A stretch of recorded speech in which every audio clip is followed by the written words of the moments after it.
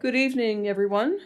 Welcome to this session of Quispamsis Town Council for November 21st, 2023. May I have an approval of the agenda, please?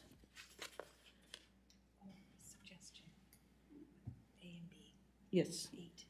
8. Councillor Bigger, I'm going to ask, though, if you would mind, if council would entertain changing 8A and B, reversing those so that one of our guests can be heard earlier. Are you okay with that, Councillor Bigger? Yes, I was just going to say I'll make a motion to that effect. Okay, thank you. So it's been moved by Councillor Bigger, seconded by Councillor Donovan. On the question, please, Councillor Thompson. I was moving the approval of the agenda. Okay. On the question, please vote now.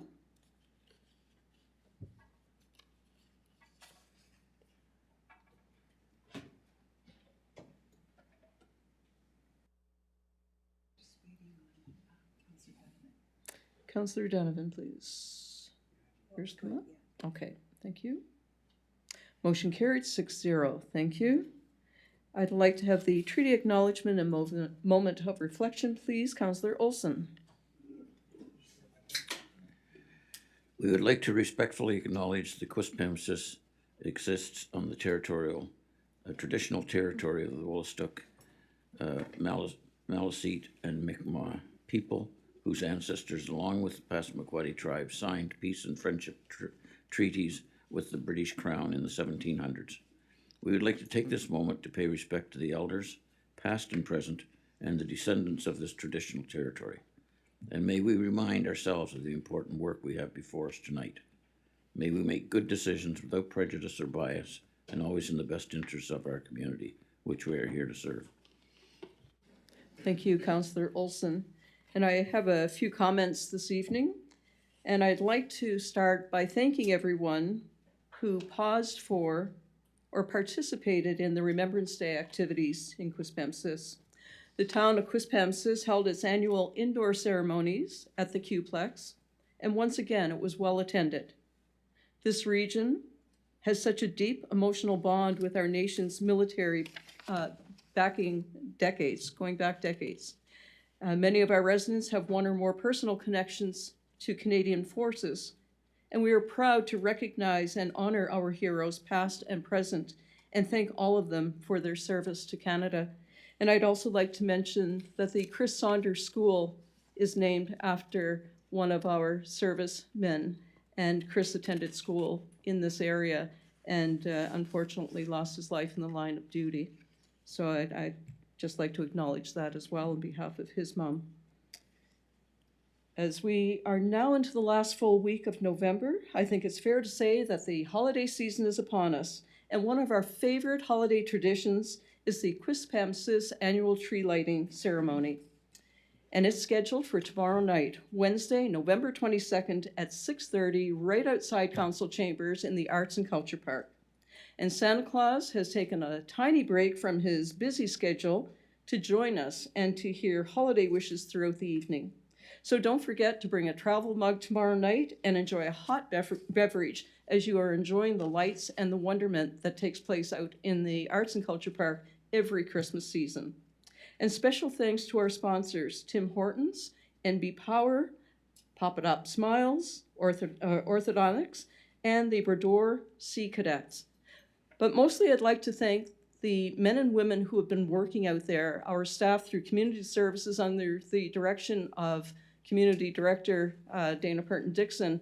Her staff have been out there for the past week or so, putting up thousands and thousands of LED lights for everyone to enjoy. And word has it that, you know, with the comments we've received, we've had people come from all over to enjoy the lights and the joy that it brings. So thank you very much, Ms. Purton-Dixon, for having your staff do that. The 25th Annual KV Santa Claus Parade is set for Saturday, November 25th. It starts at 6 p.m. with floats leaving the Kennebecasis Valley High School parking lot and traveling along the Hampton Road through the intersection to the Mar Road. And there's also a sensory-friendly area between Autumn Avenue and Pinewood Crescent, where sirens, horns, and flashing lights are not permitted. This is another wonderful event for our community and anyone who wants to join us at this special time of year. We are less than 2 weeks away from the start of the 2023 Para Hockey Cup at the Qplex. So Canada takes on the USA and Czechia and China in a battle for on-ice supremacy beginning December 3rd. And tickets are available at hockeycanada.ca. Full tournament packages are $97.20, while individual games are $10. And you can get an early look at the action on December 1st as Canada hosts the USA in a pre-tournament game at the Qplex. Tickets are $10 and available through the Qplex administration office. We are very excited to bring this World Cup to Quispamsis and to bring another international event to Quispamsis at the Qplex. Oh. This week is YMCA Peace Week across Canada. And during Peace Week, the YMCA honors those who foster peace in their communities. I recently had the privilege of attending the Peace Medal ceremony of the YMCA for Greater St. John, where 2 individuals were recognized for their significant contributions to peace building. Cindy Floyd of Quispamsis is a champion of local fundraisers and philanthropy who is heavily involved in supporting people in her community. This year's other recipient was Song Kim of St. John. Congratulations to both of you, and thank you for your hard work. November is Domestic Violence Month in Canada. The town of Quispamsis is proud to support Hestia House in St. John with its 2023 fundraising awareness campaign, Purple Lights.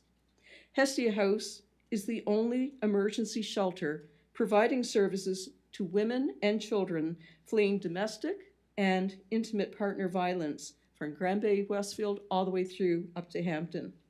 This year, it is selling strands of purple lights for communities to display and show support for victims and survivors in our region.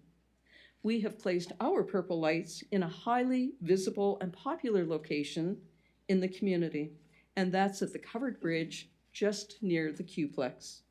You can learn more about Hestia House and its fundraising campaign at hestiahouse.ca.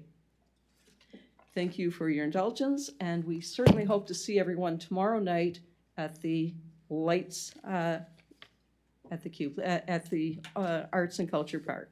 So thanks very much, and now we will go to item number 4, disclosure of interest. I don't see any. Item number 5, presentations. There are none. Public hearing, proposed stop up and close bylaw number 065, bylaw to stop up and close a portion of Cedar Grove Drive.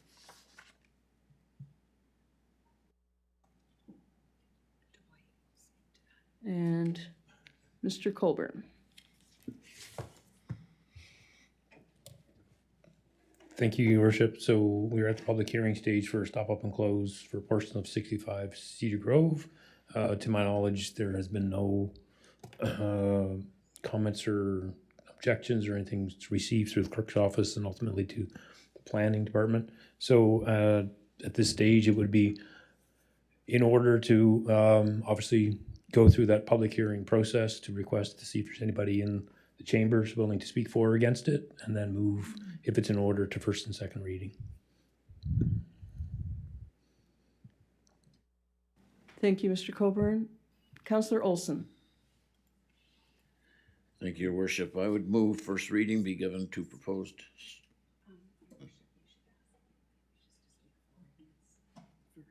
Before you make that motion, Councillor Olson, I do have a paper here. This is just Okay. ask 3 times. Okay. Wishes to speak. Okay. I'm going to ask 3 times if anyone wishes to speak for or against the proposal. I will ask a second time if anyone wishes to speak for or against the proposal. I will ask a third time if anyone wishes to speak for or against the proposal.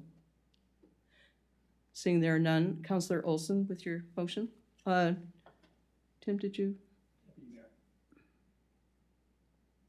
I'll have the motion read first, and then I'll speak to Deputy Mayor. Go ahead, Councillor Olson. Yes, I'd move first reading be given to the proposed stop up and close bylaw number 65, a bylaw to stop up and close a portion of Cedar Grove Drive. It's been moved by Councillor Olson, seconded by Councillor Bigger. On the question, Deputy Mayor Scryer. No, okay. Seeing there are none, please vote now.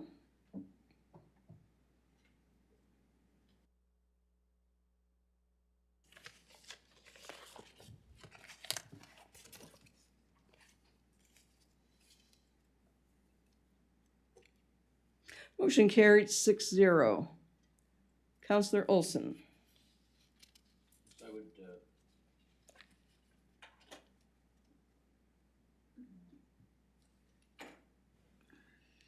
I would move second reading be given to proposed stop up and close bylaw number 065, a bylaw to stop up and close a portion of Cedar Grove Drive.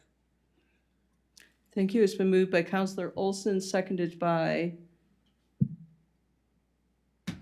Councillor Bigger. On the question. Seeing there are none, please vote now.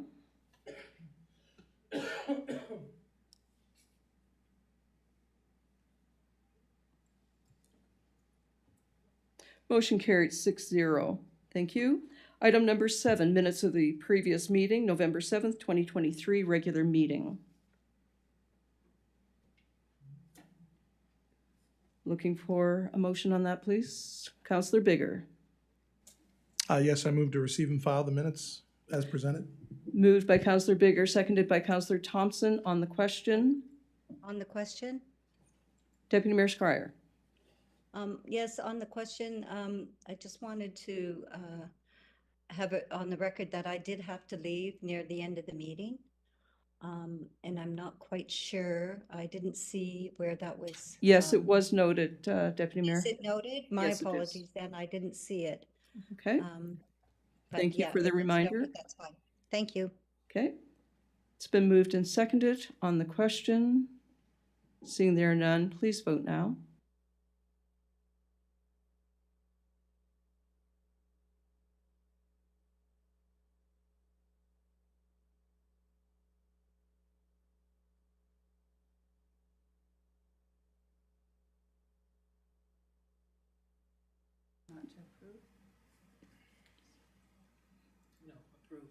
To approve the minutes. Councillor, yeah, is that, just to make sure Councillor Bigger is good. Councillor Bigger, are you good with to approve the minutes of the previous meeting? Yes. Rather than to receive and file? Okay, thank you. Oh, perfect, yeah.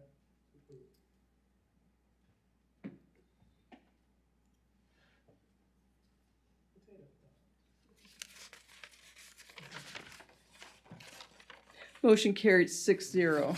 We will go to item number B right now. It's the authorization to guarantee borrowing by the Kennebecasis Regional Joint Board of Police Commissioners for renovations to the police station building.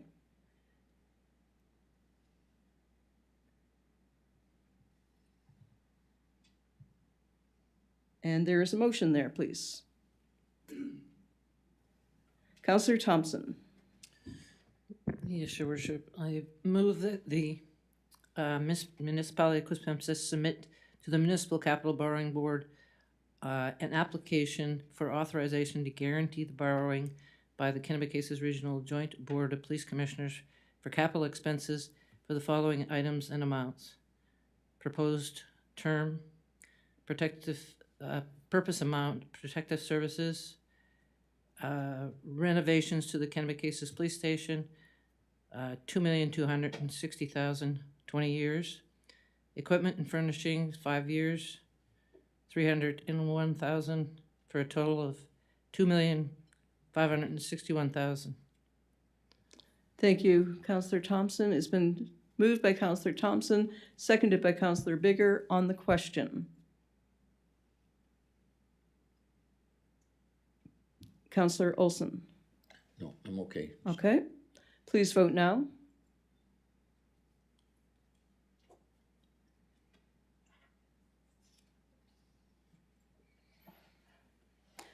Thank you. Motion carried 6-0. Thank you. We will, oh, I'm sorry. I just wanted to ask, is there any way of, I know that the 8A is going to probably take us a while, and there's some people in the gallery. Is there any way of moving 9A and 10A up, just so that we don't make our residents sit here all night? Is that a possibility? If it's a motion of council, if you'd like to make that motion. Okay, yeah, so I'll make the motion that 9A and 10A be moved up on the agenda, so we can clear up that business before getting into 8A if council approves. Thank you. Thank you, Councillor Luck. The order of procedure is one that is set out by the Local Governance Act, so it isn't unusual that we might change things around with the vote of council. So it's been moved by Councillor Luck and seconded by Councillor Olson. On the question. Councillor Olson. No. No? What's that? Deputy Mayor. Just, could I have clarification which numbers they are again? 9A and 10A. We're just going to invite those guests to come forward. Oh, there's 10A and. And Oh, 9A. And what about 11B, Ritchie Lake Terrace? We're doing these ones with guests who are here to speak to them. Oh, okay, and there's no one there to speak That's to that one? correct. I can't see, sorry. No, that's quite all right. Okay, thank you. It's been moved by Councillor Locke and seconded by Councillor Olson. On the question, please vote now.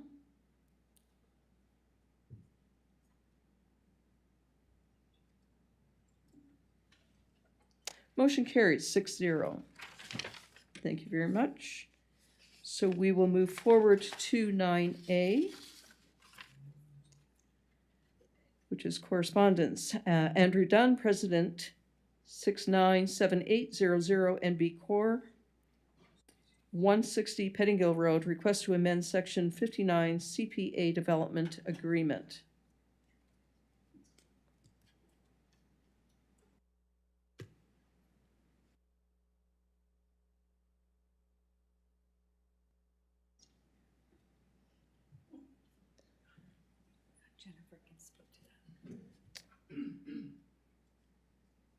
Ms. Jarvis, please. I did speak with Mr. Dunn, and he is expected to be here this evening. So I don't know if we want to. Oh, you're here on Andrew's. Oh, okay. Oh, okay, Shane. So you're speaking on behalf of Mr. Dunn? Okay, so would council like to ask any questions, or Ms. Jarvis, would you like to comment on anything? Okay, you go ahead. Thank you, Your Worship, and through you to council. Mr. Dunn, and his business partner have approached staff and have requested an amendment to the development agreement where they have reconfigured the layout and configuration of the dwelling units that have been approved by council as part of the rezoning application. It is under a Section 59 development agreement. So in order for the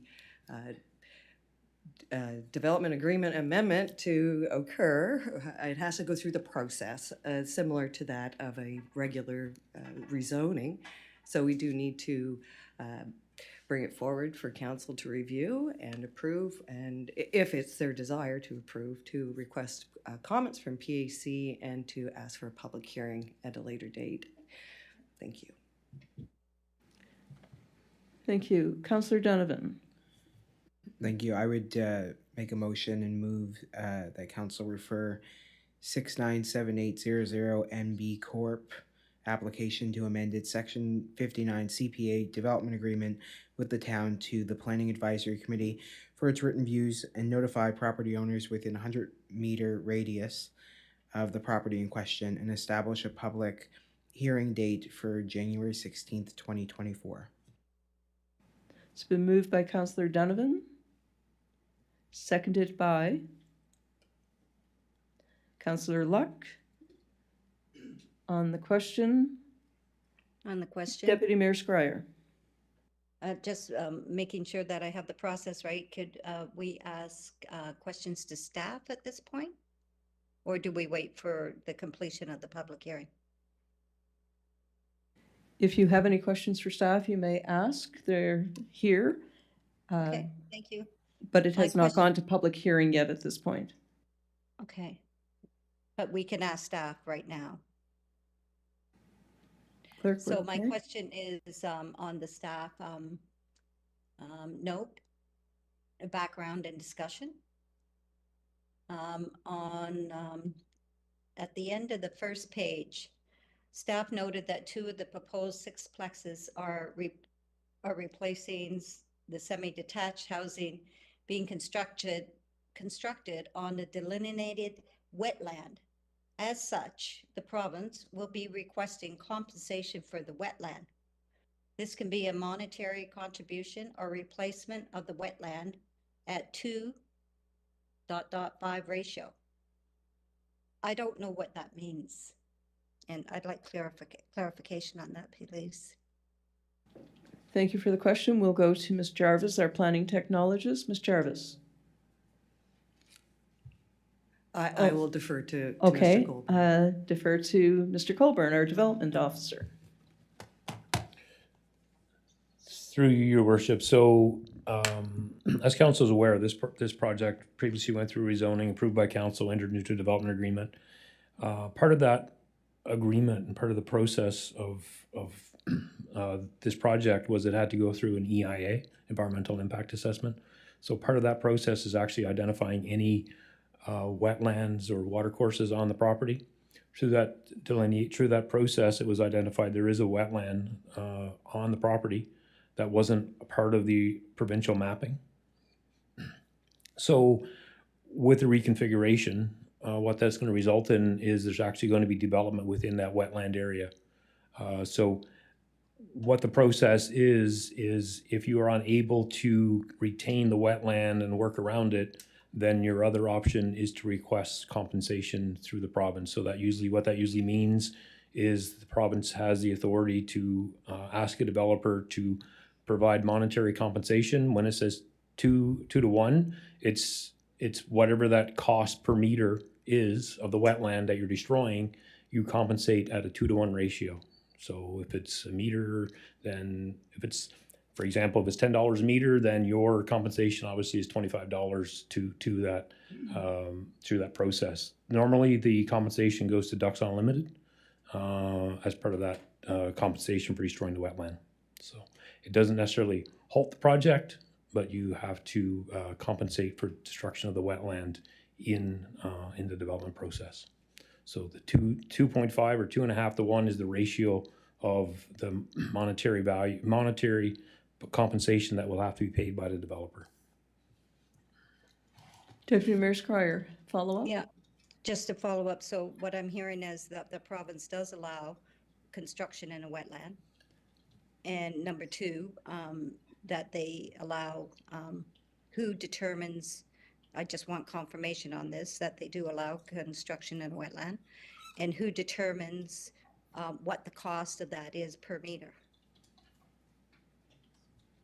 Mr. Colburn. So, yeah, so there are occasions when, unfortunately, wetland have to be, is being destroyed as part of development.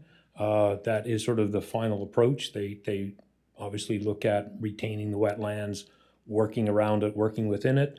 But if that is unavoidable, if it's unavoidable, then it's the province who determines the ratio of compensation and how much that is to be paid. That is not at the municipal level, that's at the provincial level through the Department of Environment. Thank you, Mr. Colburn. Councillor Bigger. Thank you, Your Worship. Through you to Mr. Colburn. Is it safe to say, in terms of the Wawa, like to your understanding, in terms of the Wawa situation here, where a wetland is, as you point out, discovered after a project has, a previously approved project has begun, and it was essentially nobody's ill intent, but rather it sounds as though just having discovered a wetland that was not identified in any other mapping or identification system. Just a two-part question, if I might. Is it true that the province does at times halt a development as a result of what's discovered under those conditions? Mr. Colburn.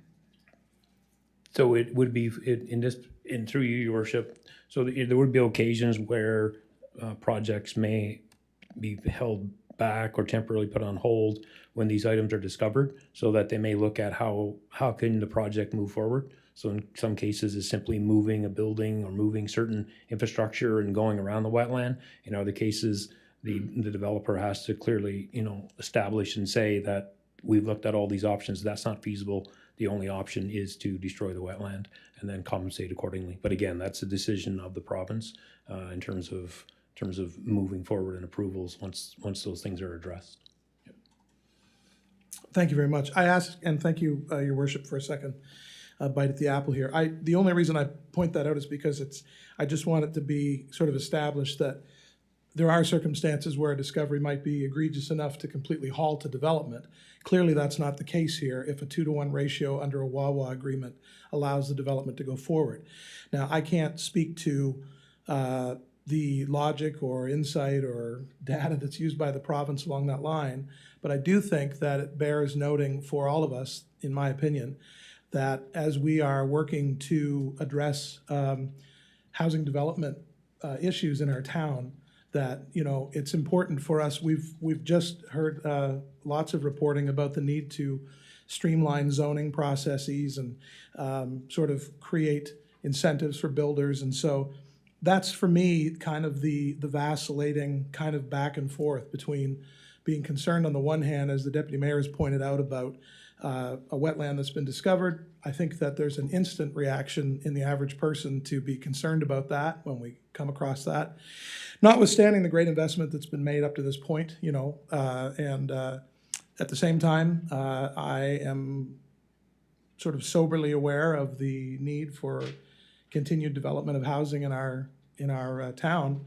And so for me, I just think it's important to kind of, I don't know, to use a euphemism, to sort of cut the wine with a little water about kind of what is going on here. I don't think that it doesn't seem to me that we're talking about big business just plowing through a duck pond and, carelessly destroying wildlife and wetlands and so on with careless abandon. And so I guess I'm not trying to ascribe any intent one way or the other by the developer, but I see that the province seems to be seeing this as a reasonable solution under provincial guidelines that we abide by. So I just want to point that out. Thank you. Thank you, Councillor Bigger. On the question. Nothing further. Please vote now.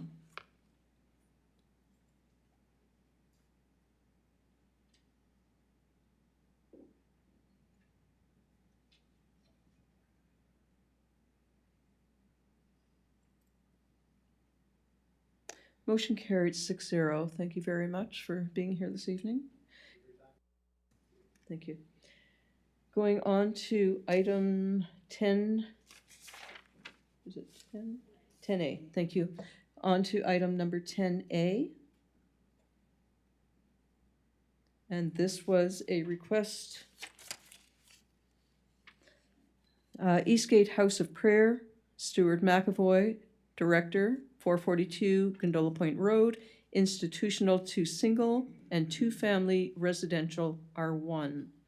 Request to subdivide lot from church property, formerly used as the church manse, to sell as a residential R1 lot. No public input received since October 17th, public presentation. Councillor Luck, please.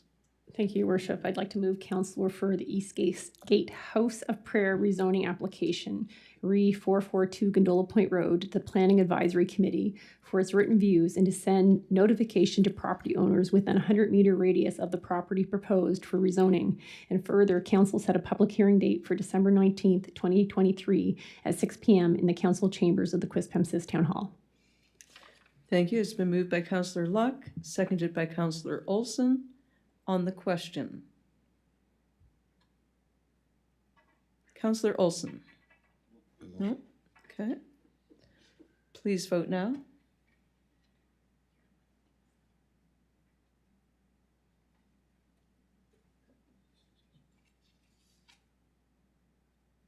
Motion carried 6-0. Thank you, Mr. McVoy, for being here this evening.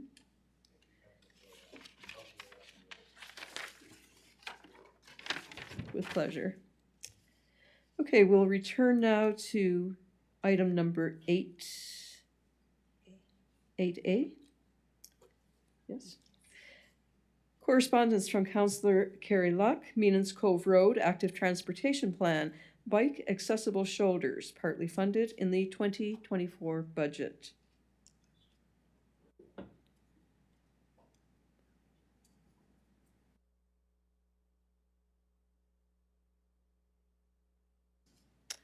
Anything?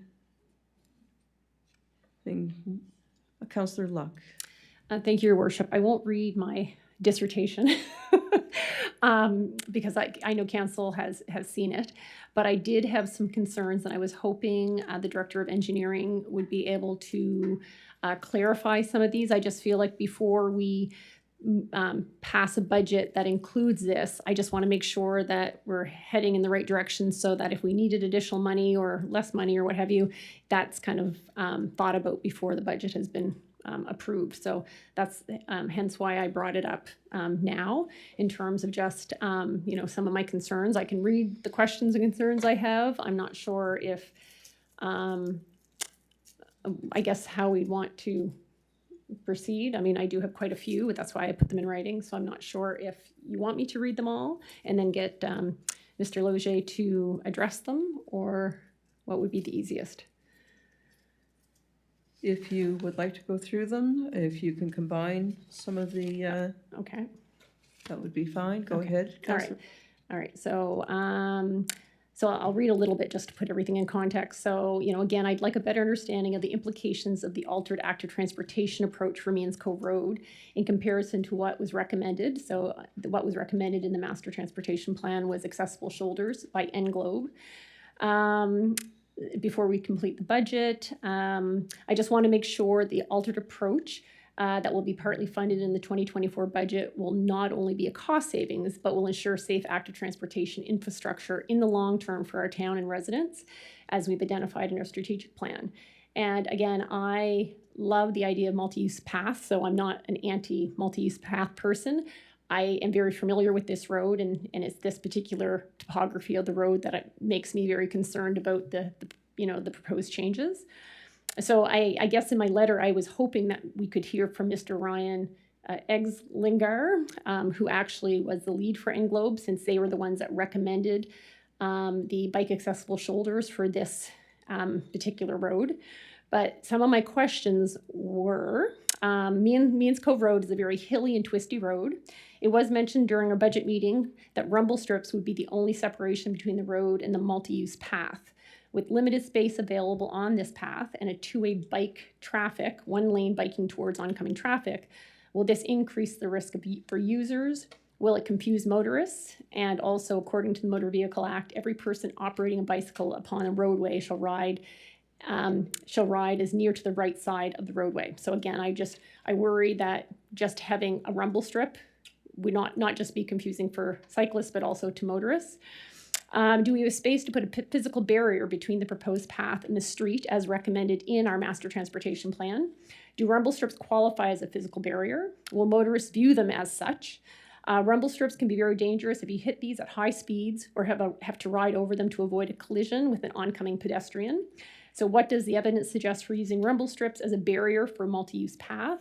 With the twists and turns on this particular road and the downhill coasting speeds, on this road. I'd like to know the risks associated with speed and the descent if a cyclist were to hit a rumble strip. Means Cove Road is very hilly. The decision to put a multi-use path on one side versus bike accessible shoulders was primarily due to the projected high cost of creating a wide enough street cross section for lanes on both sides. This would lead me to believe the multi-use path will not be very wide. With the fast downhill coasting speeds due to the hilly topography, will this create a safety risk with users going in both directions towards each other on a 3-meter path running along a roadway? If we have enough space to put a 2-lane path on one side of the road wide enough for 2 bikes to pass, as well as for people to walk, what are the advantages of this approach as compared to the bike accessible shoulders where people bike on the right side of the road with traffic and people walk towards traffic? And in 2024, the plan is to pave Means Cove Road from Cobblestone to Fullier Drive. In 2025, Fullier to Collingwood. 2026, Collingwood to Benell. Then Means Cove Road does not show up again until 2027. It doesn't show up again in 2027 or 2028. So should I assume the proposed multi-use trail will be forcing cyclists for many years to be crossing back and forth on this road from shoulder to path on one side back to shoulder? And what are the plans to address this from a safety perspective? Also, what is the long-term plan for the completion of the multi-use path that would run the entire road? Street crossings, intersections are where most accidents happen, so will forcing pedestrians to cross over increase safety risks?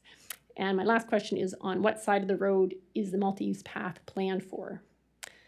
And then just a final in terms of some of my other comments is we did move to approve the Active Transportation Committee recommendations on May the 7th in 2022.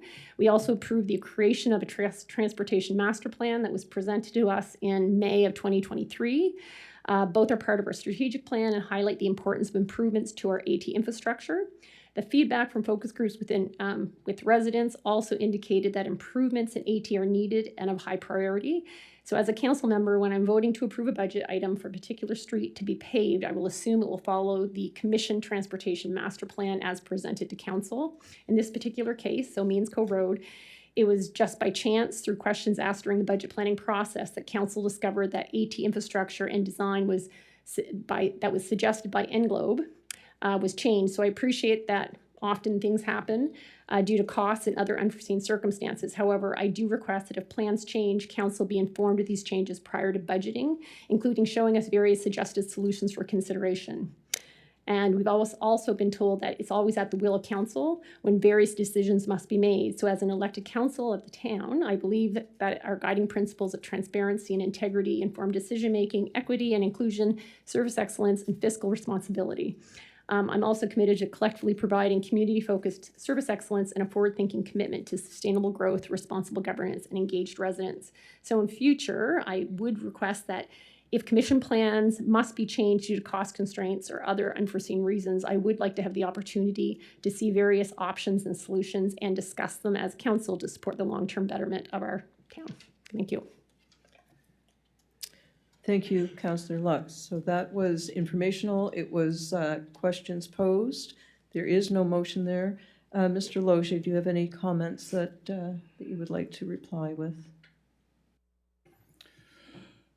Thank you, Your Worship. Received Councillor Lux correspondence this week. I've asked my staff to gather up the background information. We've placed a call to Mr. Eslegar for additional comments.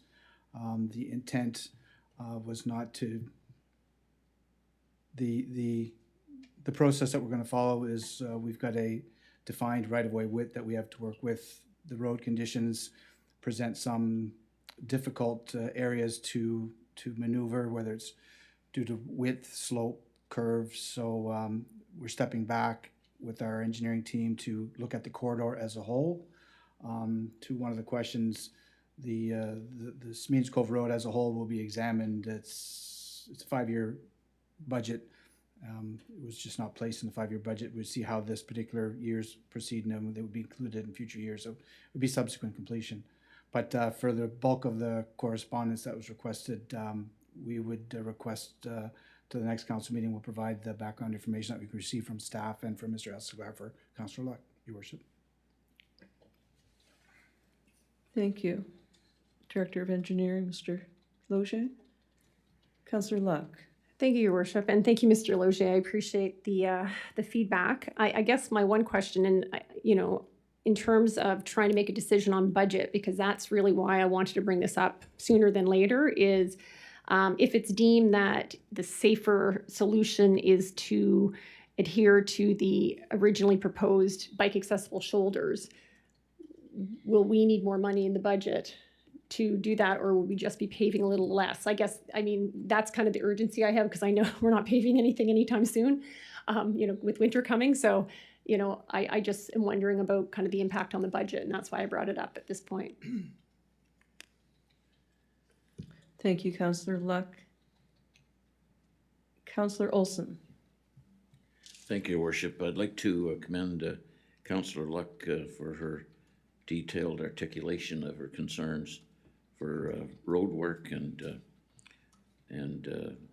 bicycle access on the roads and that. I think it gives everybody a clear indication of some of the concerns that we should all be looking at and try to understand the best way to go forward. And I think a lot of times we are dictated to by cost. And I think that sometimes we're going to have to bite the bullet and spend a little bit more money than possibly we thought we would to make sure that we get it done right. But I think it's well documented there. Thank you, Councillor Olson. Mr. Logier. Your Worship, just with respect to the last comment from Councillor Olson, in the past, and we've followed with this particular trend, is we've identified a particular amount for a street, and I think Councillor Luck alluded to it, is we adjust the length of the street based on the budget allocated to it. So we'll be working on the assumption that the current amount of budget that has been approved is going to be assigned to that next phase of this particular roadway, independent of the style of streets cross section that's being used. So we may either be a little longer or shorter, but at this stage, that's the direction that we're taking, so that it wouldn't hold up any of the council's budget deliberations, Your Worship. Thank you, Mr. Logier. Are there any further comments on this discussion? We will move on to item 8A2. Correspondence from Deputy Mayor Scryer, budget items. Street paving budget, housing assessment, tax rate being held, provides opportunity to increase reserves from $551,518. Deputy Mayor, did you want to speak to that? I will, Your Worship. Can you hear me okay? Yes, we can. Okay, some of my questions have been answered, and thank you, Mr. Logier, for getting back to me about, and Krista, regarding the street capital budget. I was a little confused on that as to where the money was, and I have my answer now. I do have, if I go through my questions, first of all, I'm just looking down, if you allow me, Your Worship, I'm looking at my questions on my iPhone. The next question was regarding, I'm just going through, the housing assessment fund, our needs assessment was, it's been told to us that that is in the application for the Housing Accelerator Fund. And if we're not successful in that, what does that mean for us? We did put a motion forward of council to find out from Dillon Consulting how much it would be for us to do a deep dive. And I appreciate the comments from Councillor Miller, and as well as Mr. Coburn, about there was a quick desktop review done of the housing needs, coming up with a number of how many housing units we'll need over the next, I think it was to 2035, something like that. However, that wasn't my intent. My intent was a deep dive as to what is the type of housing that we need, and how does that type of housing reflect our population within Quispamsis. You know, if we want to have the services supplied to us in hospitality services, on tourism services, you know, traditionally, a lot of times those are lower paid jobs. So is housing available for the residents of Quispamsis that choose to work in those industries? Is that housing available? So that's what I mean by a deep dive. What does our demographic look like? Who are we catering to? Who are we leaving out? Where are the gaps? And so that was my intent with the housing strategy, not only to get the number of units, because the number of units is one thing, but if we know that it's affordable housing that we're looking for, and as council knows, there's different definitions used by various groups on what affordability is, then, are we talking about subsidized housing and not affordable housing? Two different things. Are we talking about just it's that missing middle? Is that what we're talking about here in Quispamsis? So I personally would like to see that where it was identified in our strat plan that housing is a concern for us, that be added to our budget. And I can hear the moans and groans, but it needs to be there. And if it's going to reflect our strat plan. And so if we could come up with, agree to a budget amount that would be, and I believe Mr. Kennedy has some correspondence on that he could probably share with us, and we would have a dollar figure that we could share on that. So that was the one thing. So I would put that forward as a motion. Maybe number one is that we have a housing strategy needs assessment added to the budget. And Mr. Kennedy, if you could give the dollar amount, that would be appreciated. Thank you, Deputy add to Mayor. I'll my come back motion. to you in a moment. Mr. Kennedy, please. Thank you, Your Worship. Through some discussions that staff had with our consultants at Dillon, probably looking in the $30,000 to $40,000 range. Probably a little bit less if it's completed as part of the municipal plan interim review and the new zoning bylaw. Probably closer to 20 to 30,000, and that would be our preference to undertake that as part of that other total package, Your Worship. Thank you, Thank Mr. you. Kennedy. Back to you again, Deputy Mayor. I You- would put a motion forward. You put a that motion housing- forward. It's been a moved housing by Deputy Mayor seems- Schreier and seconded by Councillor Bigger.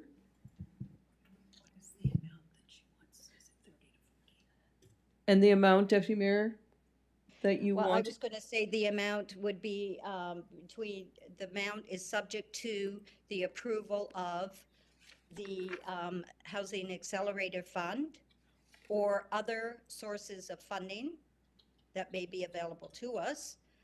But if they're not approved, that we go to the full amount of between 30 and 40,000.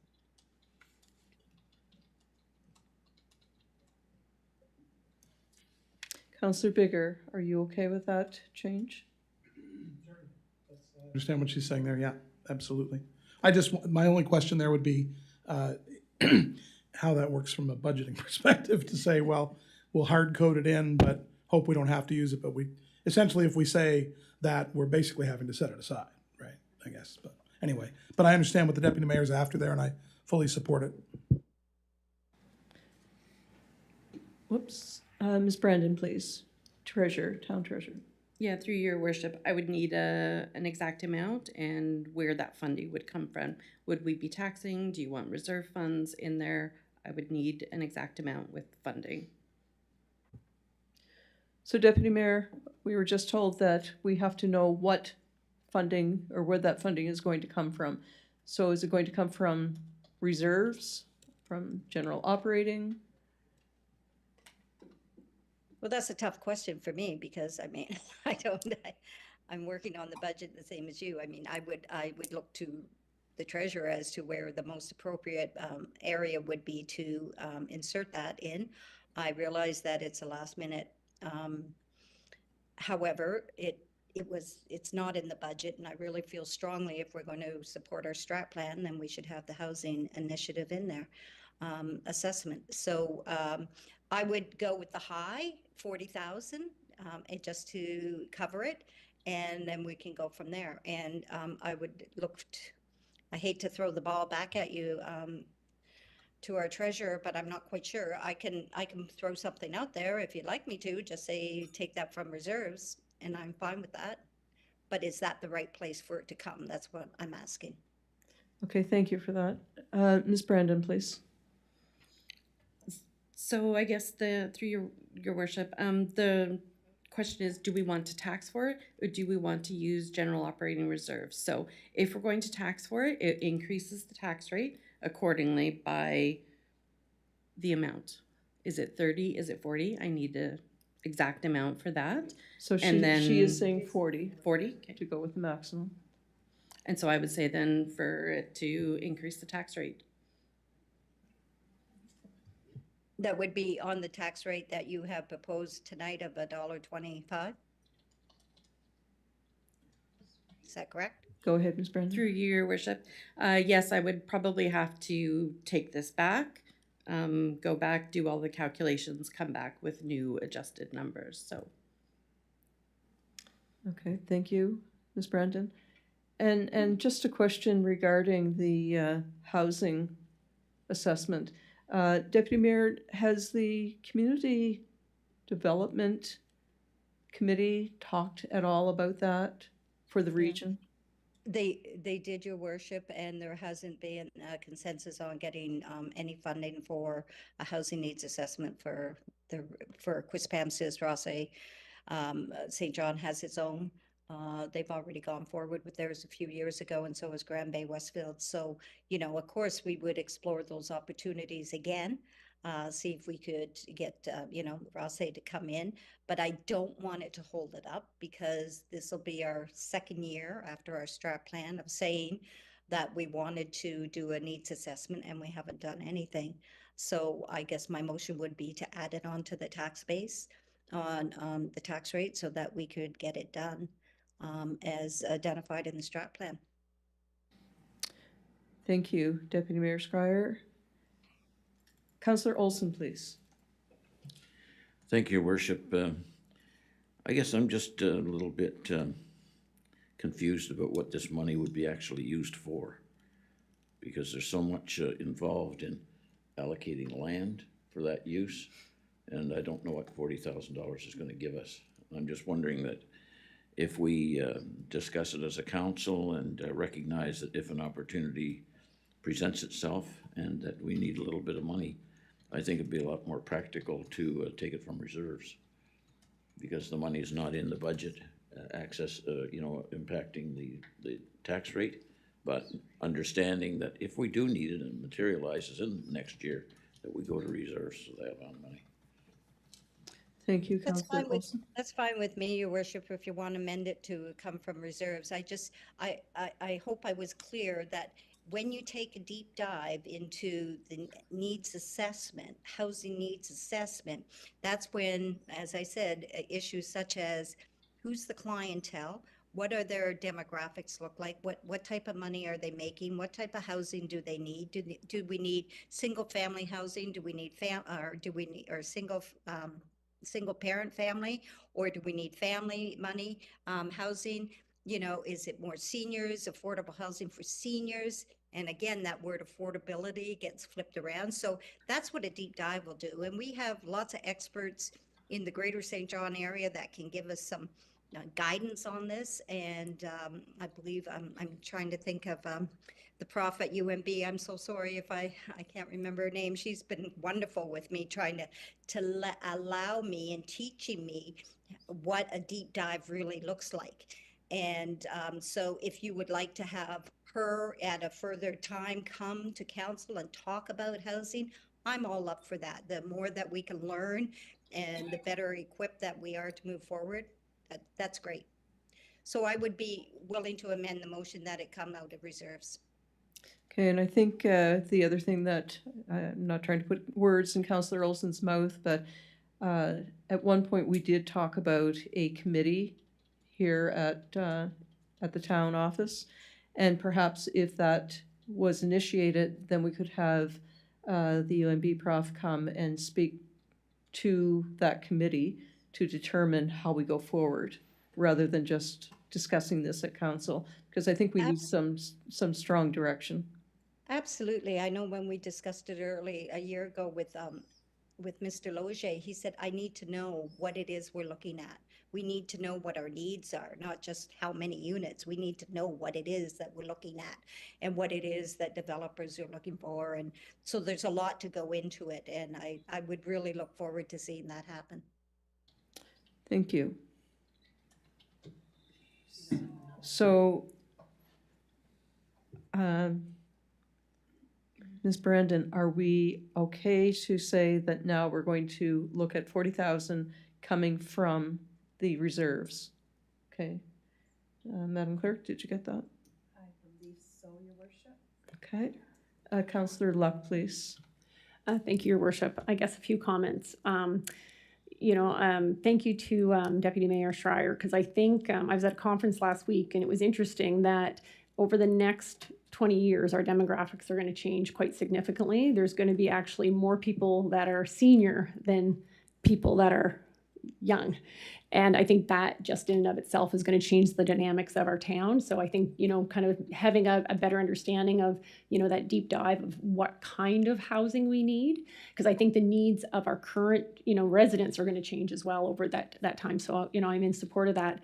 I do have a question for our treasurer, Ms. Brandon, in regards to something that Deputy Schreier had alluded to. And I'm just wondering the feasibility, because I think sometimes having specific line items in our budget, especially when it links back to very clear objectives in our strat plan. I guess I'm just wondering what the feasibility is, because right now there are some things in our strat plan that, council has agreed to, has committed to, but they're kind of buried a little bit more in the budget process in terms of when you look at it, you go, I think it's in there, but I'm not quite sure, versus it being a specific line item. And I'm just wondering, because I guess to me, it keeps it top of mind and it's very transparent if we say, these are the things we care about, and here it is specifically written as a budget item. What's the feasibility of us doing that within the budget, just so that it's easier to kind of, understand and see and keep top of mind? Thank you, Councillor Luck. Ms. Brandon, please. Sure, through your worship, to Councillor Luck. Yes, so again, as we've council's approved the strategic plan, we still need to be implementing the strategic plan, and part of that implementation will be changing the budget process, changing our financial reporting, changing all of those things, and we're just not there yet. So when we have specific line items for specific projects, so we track them in accounting world, it's through a GL. So we would track that amount through there, the funding goes through. So we do track these things. It's just as part of our implementation to get to the next level of where we need to do, we're going to need to revamp our whole budgeting system, our whole financial reporting. And that's going to take a lot of staff capacity, which we do not have at this point in time. So thank you, Ms. Brandon. Councillor Bigger. Yes, thank you, Your Worship. Well, I'll just also say, as Councillor Luck pointed out, I appreciate the Deputy Mayor keeping her finger on this issue, and it's certainly important. And I, just as a point of clarity, hopefully, if it's helpful at all, I mean, when Dylan was here talking about, as the Deputy Mayor points out, what they called the desktop sort of survey feedback they have, my recollection of that is that it was sort of a high-level scrape of census data and things like that, with a lot of sort of median average numbers related to the demographics of the town and so on. But that deeper dive would bring that data kind of in under, so that it would serve the goals as outlined in our strategic plan, and genuinely related to the strategies and goals that we have set about the kind of housing that really meets the needs that we have here, and that sort of portends for the best future ahead. So that's kind of my take on what that is. And I think that probably that's worth 30 or 40 grand if we can get our hands on that sooner rather than later. The other thing I just wanted to point out was just a reminder that the meeting before Dylan was here to talk about that, Jeff Sear was here from Envision, and he spoke about how a consultant was being sought by Envision who would be available to speak to each of the municipalities who participate in the Envision process to give some of that insight as well. And you'll remember that he spoke about the need to develop builder incentives and the kind of, I thought of it especially when we were talking about, well, what kind of units do we need, for example, in our town? Not just the demographics generally, but what specifically would work here. And Mr. Sear seemed to indicate that there was going to be some opportunity for us to sort of suss out through that specialist that they would contract some more specific and helpful information. And given that we already pay to be part of Envision, why shouldn't we get our money's worth and follow up with Jeff Sear about that as soon as we can? Thank you. Thank you, Councillor Bigger. There's a motion on the table. The clerk will read it so everyone can determine whether or not it's inclusive to your wishes. Moved by Deputy Mayor Schreier, seconded by Councillor Bigger. Council allocate $40,000 in funding for an in-depth housing assessment needs strategy, with funding to come from reserve funds, subject to HAF funding not becoming available for this purpose. Thank you, Madam Clerk. On the question, please vote now.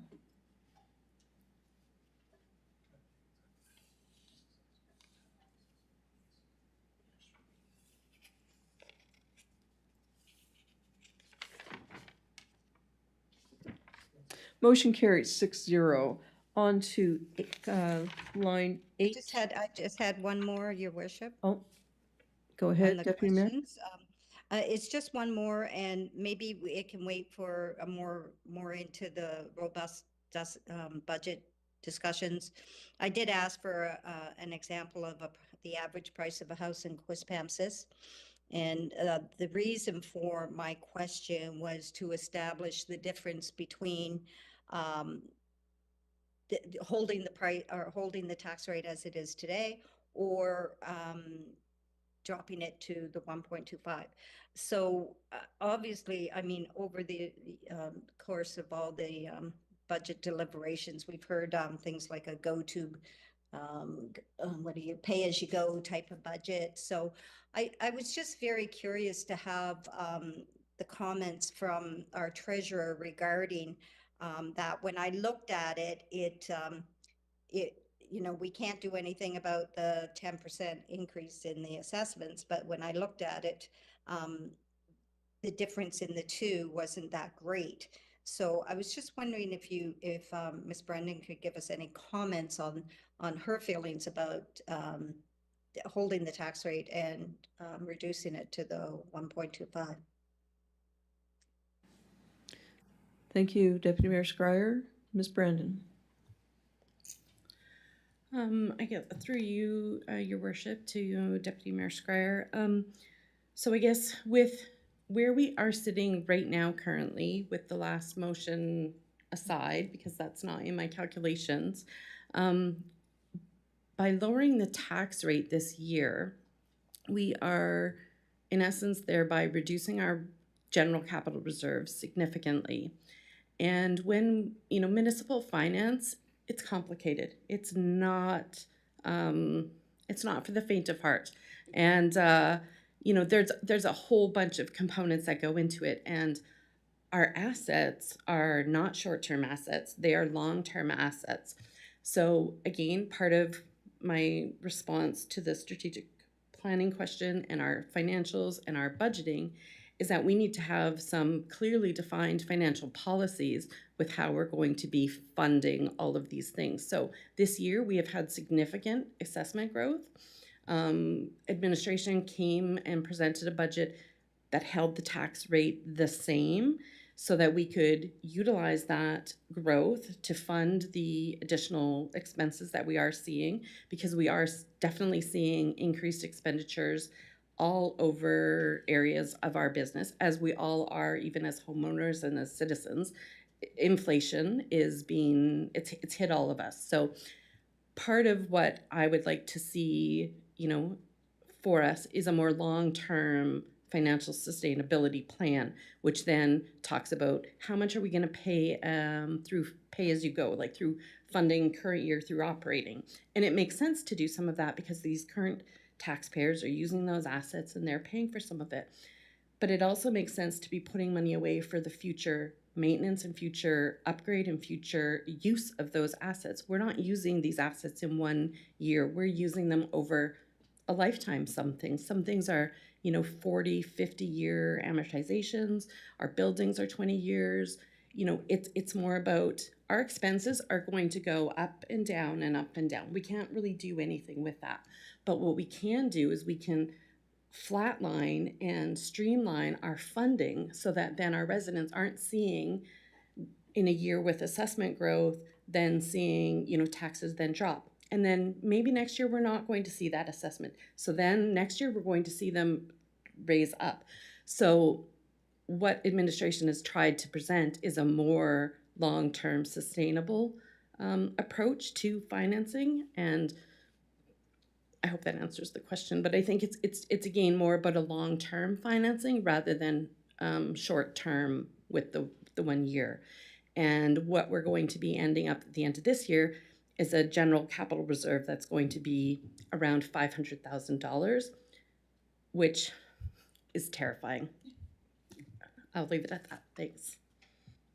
Thank you very much. And I know when we did the comparison at our last council meeting, in comparison with other towns that were similar in size, we were shadowed by the reserves that other towns have. And I think that's the other thing that's so important that we don't always think about, is that our asset management plan forces us to look ahead, the same that we do with our homes, so that if we are looking at putting a new roof in or fixing shingles or whatever the case might be, we need to have probably 6 months of our salary, which is impossible for many, many families, but we have to be prepared for what lies down the road. And at the rate that we're going on a budget for a town this size, $500,000 in our reserve is not enough to carry us through. And my fear, after looking at some of the documents, is where we are going to be sitting 2 or 3 years from now, because I think it's going to be quite frightful. Councillor Bigger.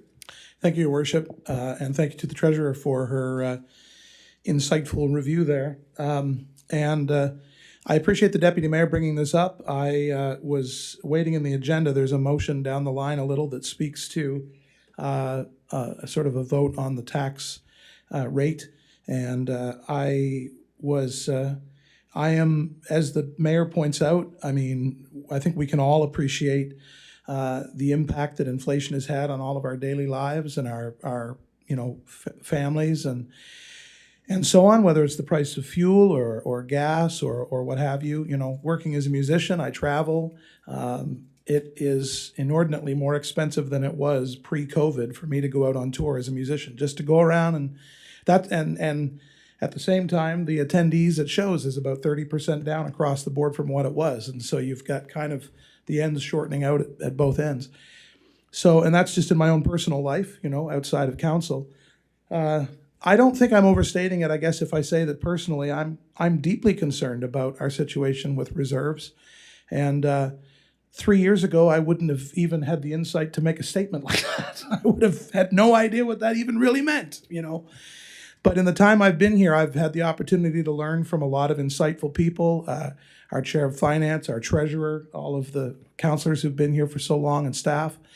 And I'm definitely concerned, and I see the need going forward. I see the capital expenditures that we're dreaming of, and we're not dreaming of it the way that,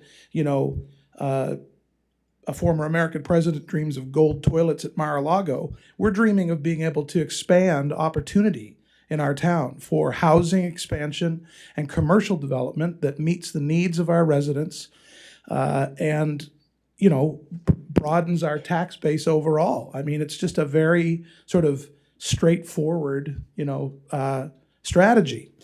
And having identified, as at least I know I've sort of gone on ad nauseum about it, but I know I'm not the only one who has thought this or spoken to it. As we look at the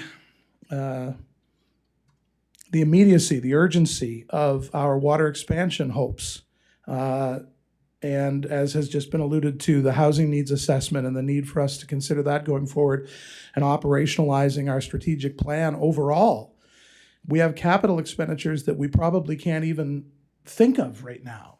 And so I'm certainly not interested in raising our tax rate, but I'm not sure that it is the most fiscally prudent choice for us to consider lowering it at this time. And I've been on the fence about it back and forth, honestly. I more than just sympathize with the tough row to hoe that the average person has, because I'm one of them, you know. But I think we need to think about it very soberly, and especially as relates to, am I right in saying that we're slated, as this is laid out currently, to put $109,000, something like that, into reserves as the contribution? Is that right? Go ahead, Ms. Brandon. Through your worship, I believe it's around 186,000. More than I thought, but cold comfort overall, right? So when I compare it to what we've done in the past, looking back through previous budgets, I have a lot of concern, and I'm newer than a lot of people here, but I just need to express that. So, Thank you, Councillor Bigger. On the question. Oh, I don't think there is a question. okay, sorry, I was looking at the wrong one here. Okay, so there wasn't a motion on your second concern, so we're going to move forward. You're silenced again, you're muted. Thank you, Your Worship, for letting me get more clarification on the budget and a few other items. I appreciate your time. Thank you. You are most welcome, and certainly it was information for everyone. Thank you for the questions. Moving forward to item 3, the proposed 2024 general fund budget highlights. And typically it would be Councillor Miller who would read those.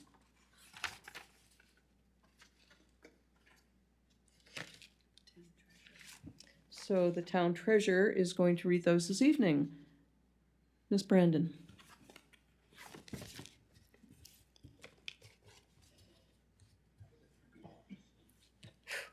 All right, through your worship. So our 2024 general fund budget highlights as at the start of this meeting. Our 2024 tax rate is set to decrease by 2.1 cents to 1.2599 per $100 of assessment. The tax base for Quispamsis is now $2.549 billion, which represents an 11.89% increase, or $270.8 million over the 2023 tax base. The non-residential ratio remains at 1.7, and as part of the local governance reform, the province provided municipalities with the option to adjust the non-residential ratio to between 1.4 and 1.7 starting in 2023, and so that remains the same. The Community Funding and Equalization Grant was reduced to $69,152, a decrease of $23,051, or 25% over the amount we've received last year. This is only related to the core funding portion of the grant, as we don't receive any equalization funding. And this grant is being eliminated over the next few years, and so therefore the ability to increase the ratio on non-residential was provided to us. The total budget of $33,912,043 reflects an increase in total expenditures of $3,064,000. The net budget, or total property tax revenue, will increase by $2.9 million, or 9.98% over 2023. So this is comprised of increased expenses from our internal sources at about $1.46 million, increased expenses from our external sources of about $836,000, less our increase in our other revenue of $183,000, decrease in our provincial grant of $23,051, and an increase in capital funded via operating of $766,000. All of those add up to the 2.9 million. That is our property tax increase. So residential garbage and compost pickup and curbside recycling is included in the budget at a cost of almost $1.5 million. $575,500 of this is related to the tipping costs. So this is an increase of $239,000 for this one budget line item.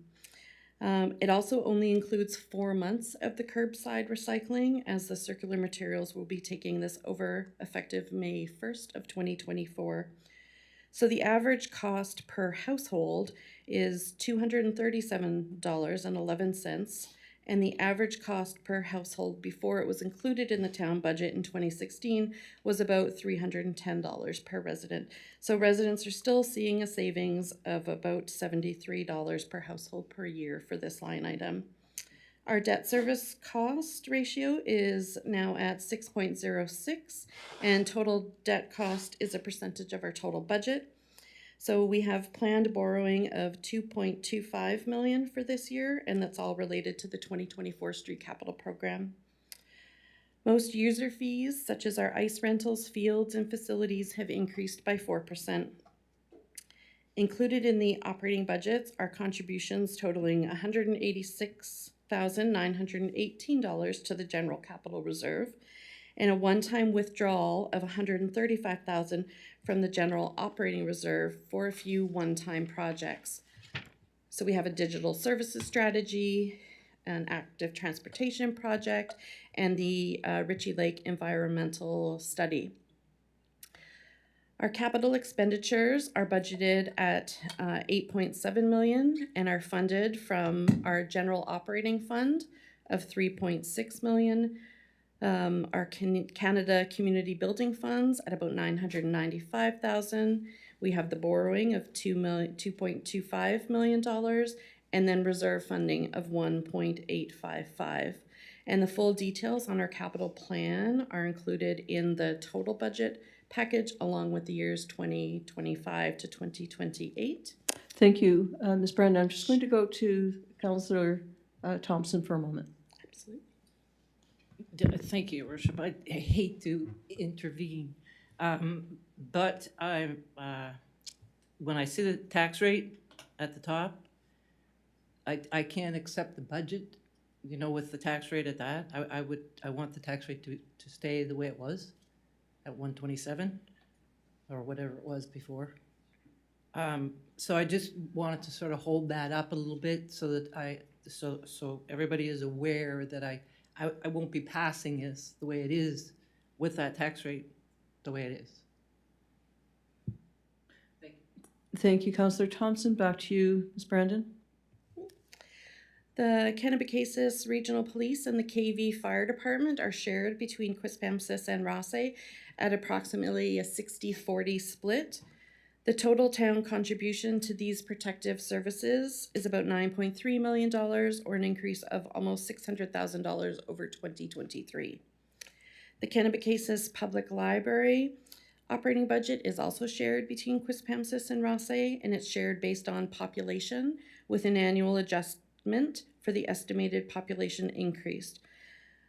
The Quispamsis share for 2024 is 61.04% for a total cost of $172,865, which includes the capital adjustment paid to Rothesay due to the percentage change of the population over time. The public transit, or COMEX budget, is now at $76,437, an increase of about $1,500 over 2023.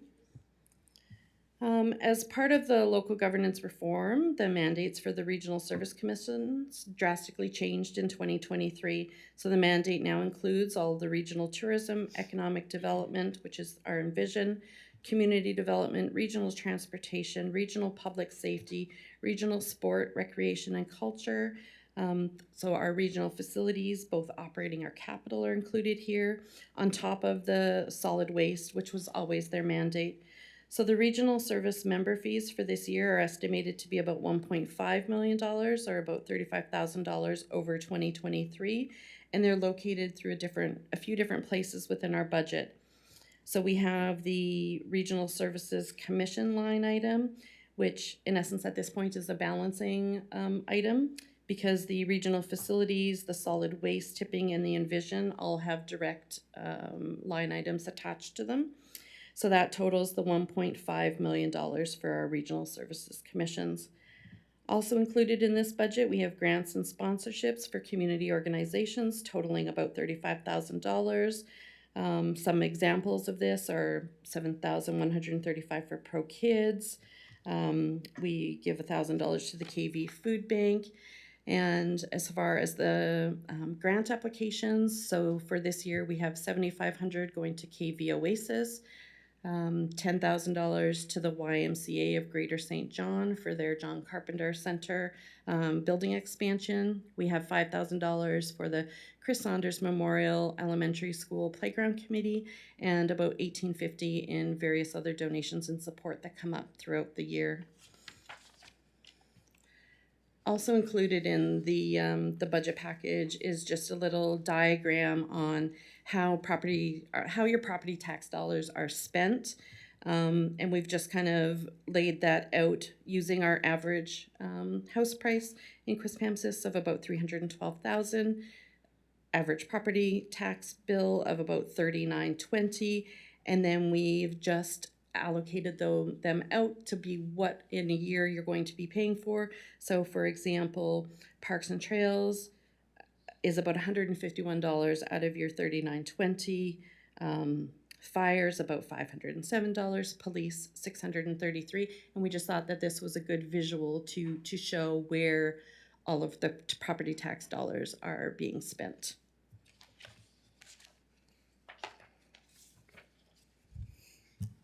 Thank you, Ms. Brandon. Councillor Luck, please.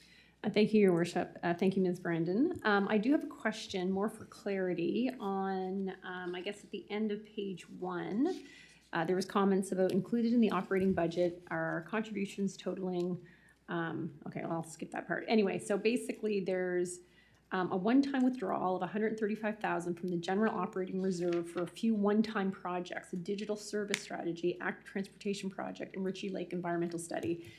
I'm familiar with the digital service strategy and the Ritchie Lake environment study, but I'm not sure what the one-time active transportation project is.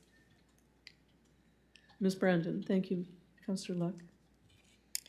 Through you, I might have to look into that a little bit deeper, but it was a project that was included in 2023, and maybe Mr. Logier can add upon it, but it's a project that was included in our 2023 budget, both this and the Ritchie Lake, and both of those have not happened. So in essence, I'll be transferring that money at the end of this year to put it into reserve to pull it out next year for when we complete it, but he can provide more details on the actual project. Mr. Logier. Thank you, Your Worship. Yes, the Treasurer is correct. It is the AT network plan that we would be applying to Green Infrastructure Canada for funding. So that's the matching funding that we have to have available for that particular grant. We've made application for the Environmental Trust Fund for Ritchie Lake. November was the date for that, so we've already made that application. So hopefully we'll hear something positive in the new year. And if you recall, the AT plan program was fully subscribed last year, and they encouraged us to reapply. So. Thank you, Mr. Logier. Councillor Bigger, please. Thank you, Your Worship, and thank you very much, Ms. Brandon. On page 2 of the highlights document that you just read for us, the first bullet item on there is a sort of a general statement about the capital expenditures that are budgeted for 2024, and I just wonder the up to $150,000 that we had motioned at whether it was November 7th or October 24th, I can't quite remember, to set aside, I know we discussed it at length on October 24th, for the streetscape study for Hampton Road, because it was like a 2-year advance with DTI to sort of get the ball rolling. I might be a little inaccurate about that, but I know that on the basis of that sort of urgency to get the ball rolling, and in deference to the fact that we don't have capital expenditures captured anywhere else in the 5-year capital budget, outside of HAF funding, I mean. We had said we would put $150,000 aside for a streetscape study, and the Director of Engineering and Works was able to kind of expound on that. Is that captured within this bullet point, this general statement? Ms. Brandon? Through your worship to Councillor Bigler, and no, it is not. It is in the operating side of the budget. So any sort of study, that type of thing, even though it's a large dollar amount, it's an operating type of Right. of program. So it's in our operating budget and Okay. funded by tax dollars. Okay, and so, because I couldn't find, as I tried to scour this, if, to the degree that I scour, and I throughout the full presentation of budget-related issues, and I couldn't find that item anywhere, and so perhaps I've just missed it, but I just want to keep our finger on that as well, so thank you. We'll come back to that maybe. Thank you, Councillor Bigger. Any other further comments? Councillor Bigger. Hi, it's me, Your Worship. I think I would have to agree with Councillor Thompson. As it stands right now, with great respect for all the hard work that's been done thus far, and as the Treasurer points out, as at the beginning of this meeting, I think that my inclination is probably to not support this budget, as it stands with a proposed reduction of 2.5 plus cents. I think I would be more inclined, with all considerations and discussions that we've had thus far and over the last number of weeks, to I would be more comfortable with bolstering our reserves by maintaining our current tax rate from 2023. Thank you. Okay, thank you. And Councillor Olson, I will just say that there are some motions there for you to consider. Councillor Olson. Yes, Your Worship. Just expanding on Councillor Thompson and Councillor Bigger, I concur, and I would like to see the tax rate remain the same. What was the comment, Madam Clerk? I was just going to say, given based on the discussion, there is also a proposed motion. There's two motions under item 3.1. The second motion is the tax rate remaining at 1.2777. The first motion is the reduction in the tax rate at 1.2559. So they're both there for council's consideration. Thank you, Madam Clerk. And I will go to Deputy Mayor Scryer. Thank you, Your Worship. Can you hear me? Yes, we can. I would move that Quispamsis look at a tax rate of holding the tax rate for 2024. Sorry, could you please say that again? I would put forward a motion that council consider holding the tax rate for the year 2024. I believe the current tax rate is $1.27. Correct, thank you. It's been moved by Deputy Mayor Scryer, seconded by Councillor Thompson. On the question, Your Worship, the actual It's the motion has to be read. I can read it, Your Worship. It's the second motion. the actual motion is the second motion. Councillor Thompson, would you like to read that? And we'll go back to Deputy Mayor Scryer in a moment. Resolve that the sum of $34,468,408 be the total operating budget of the municipality, and the sum of $32,563,394 be the warrant of the municipality for the ensuing year, and that the residential tax rate of the municipality be 1.2777, and that the non-residential tax rate be 2.1721. Thank you. It's been moved by Councillor Thompson. Oh. By the Deputy Mayor, seconded by Councillor Thompson. Moved by the Deputy Mayor, seconded by Councillor Thompson and Ms. Brandon on the question. Through your worship, if you'll just give me a minute, I need to add that 40,000 into all of those numbers because that was new from tonight. So if I could just have a few minutes to finalize those numbers. Okay, do you need to go to your office for the, okay?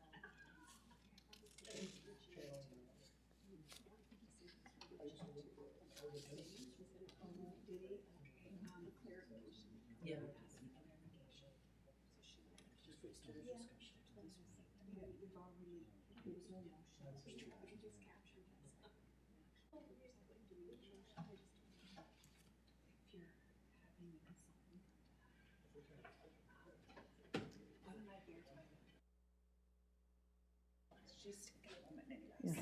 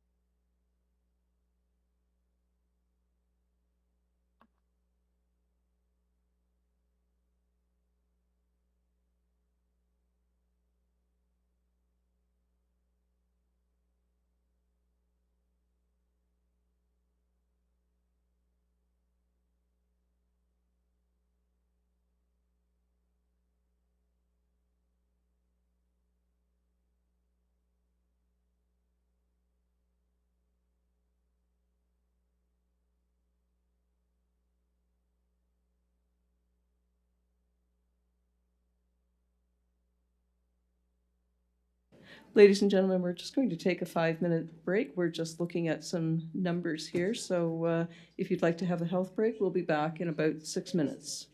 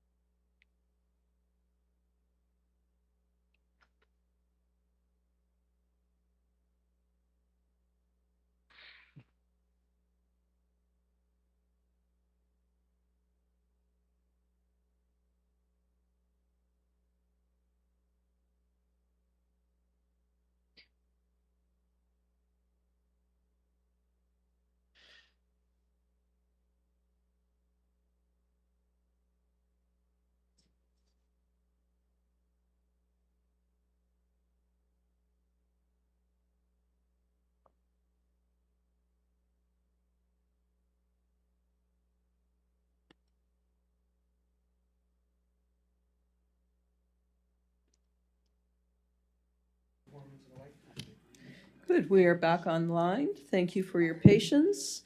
And thank you to Ms. Brandon for working those numbers out rather on the fly for us.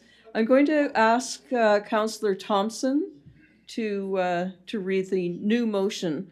Thank you. If everybody is ready for that. Councillor Thompson. Thank you, Your Worship. Resolved that the sum of $34,508,408, replacing the first number that I put in the motion. The rest of the motion stays the same, I think. Yes. Thank you. It's been moved by Councillor Thompson and seconded by Councillor Bigger. On the question, Councillor Donovan. Thank you. So I've been humming and hawing about the tax rate all week. It's been bothering me, so I'm glad we can finally get to it. I'm going to start off by saying that I am a little bit disappointed that the with the prices of everything rising and with people struggling to make ends meet, that the province continues to, for lack of better words, gouge residents through our assessments. I believe our council has been very understanding and sympathetic over the years with continuous property tax reductions, but unfortunately we can only go so low without it having an adverse effect on the services we provide to our residents. So very reluctantly, I will be voting to keep the tax rate the same, while also encouraging, somewhat in vain, that our provincial partners help pick up some of the slack moving forward. We can only do so much, and it feels like the role of playing the bad guys is always passed off to us year after year, as we work to try to craft a rate that benefits our residents for the better. Other communities have the privilege and the luckiness, I guess, of having 30, 40, 50 cents to play around with.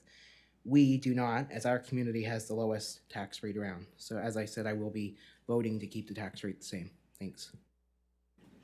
Thank you, Councillor Donovan. On the question, seeing there are no further questions, please vote now.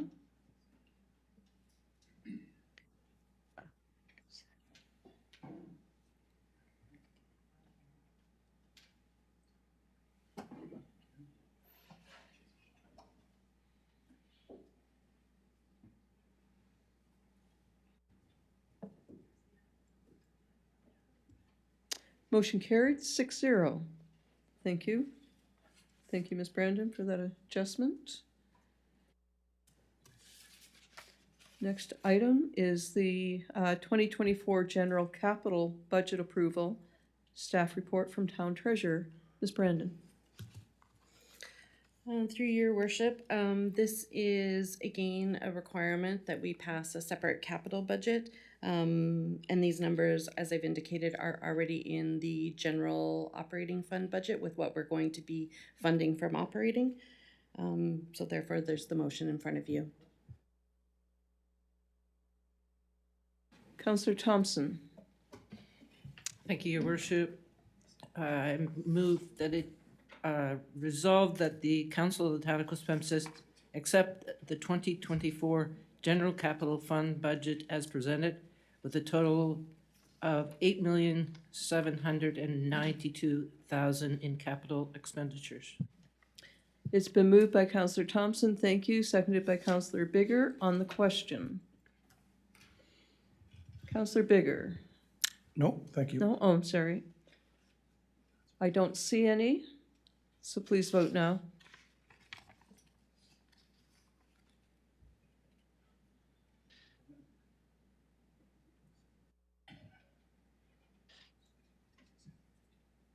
Motion carried 6-0.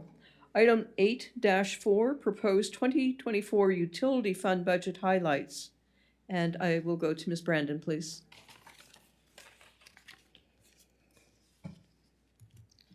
Right, through your worship, to all of council. So our 2024 utility fund budget highlights. So our sewer user rates will increase by $21 a year to $555 per equivalent unit per year. Our water usage fixed charge component on all meter sizes will increase by approximately 3.88%. For residential homes with a basic meter size, this will mean a change from $258 to $268 annually. The water user fee consumption charge component will have a 4% increase. Usage for the first 96 cubic meters per quarter will increase from $0.0525 to $0.0946, and the rate in excess of 96 cubic meters per quarter will increase from $0.6668 to $0.7335, and larger meters have a higher usage threshold for the two rates.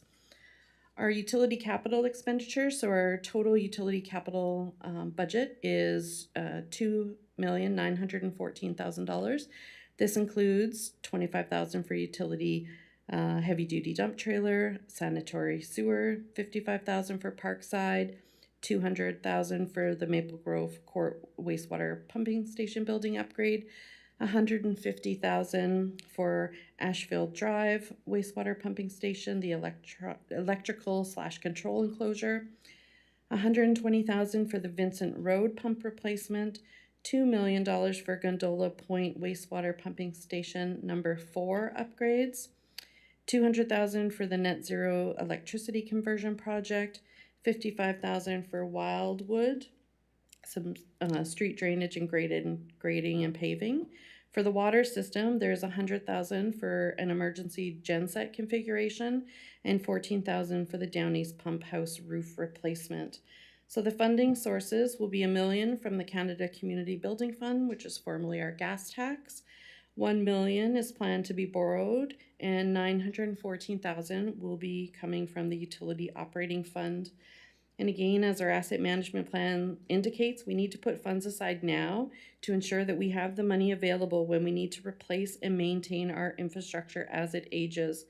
This budget includes transfers to reserves of about $109,000, as we are funding more capital from our operating fund this year. As part of the 2023 budget, we started a wastewater condition assessment study that we hope to complete soon.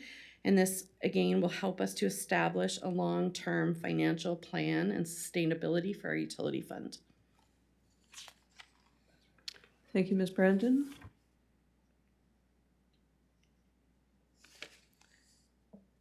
I'm looking for a motion. 4.1.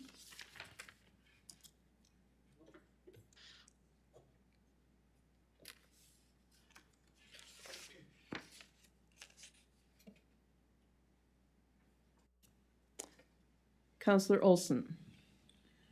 Resolved that pursuant to paragraph 117 in brackets 4 of the Local Governance Act, the total budget for the town of Quispamsis water and wastewater utility for the ensuing year would consist of total revenues of $4,088,755 and total expenditures of $4,088,755. It's been moved by Councillor Olson, seconded by Councillor Bigger. On the question,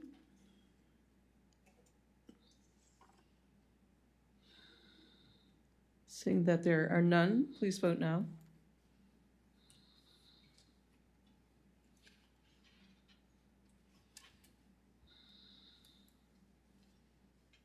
Motion carried 6-0. Item 4-2. Proposed 2024 utility capital budget approval. Staff report from the town treasurer. Councillor Bigger, did you have a comment on that? I was prepared to make a motion. Okay. All right, the town treasurer says yes. Go ahead. Thank you, Your Worship. I would move that we resolve council of the town of Quispamsis accept the 2024 utility capital fund budget as presented with a total of $2,914,000 in capital expenditures. Thank you. It's been moved by Councillor Bigger, seconded by Councillor Olson. On the question, I don't see anyone.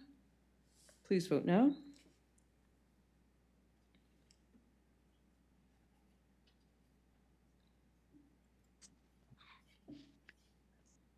Motion carried 6-0.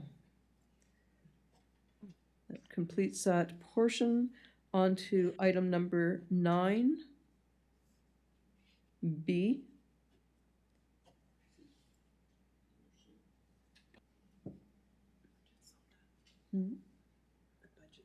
Yes. Deputy Mayor Scryer's request for update on large housing development projects. Verbal update from Planning and Development Services Manager Dwight Colburn. Deputy Mayor, were your questions answered in the previous discussion?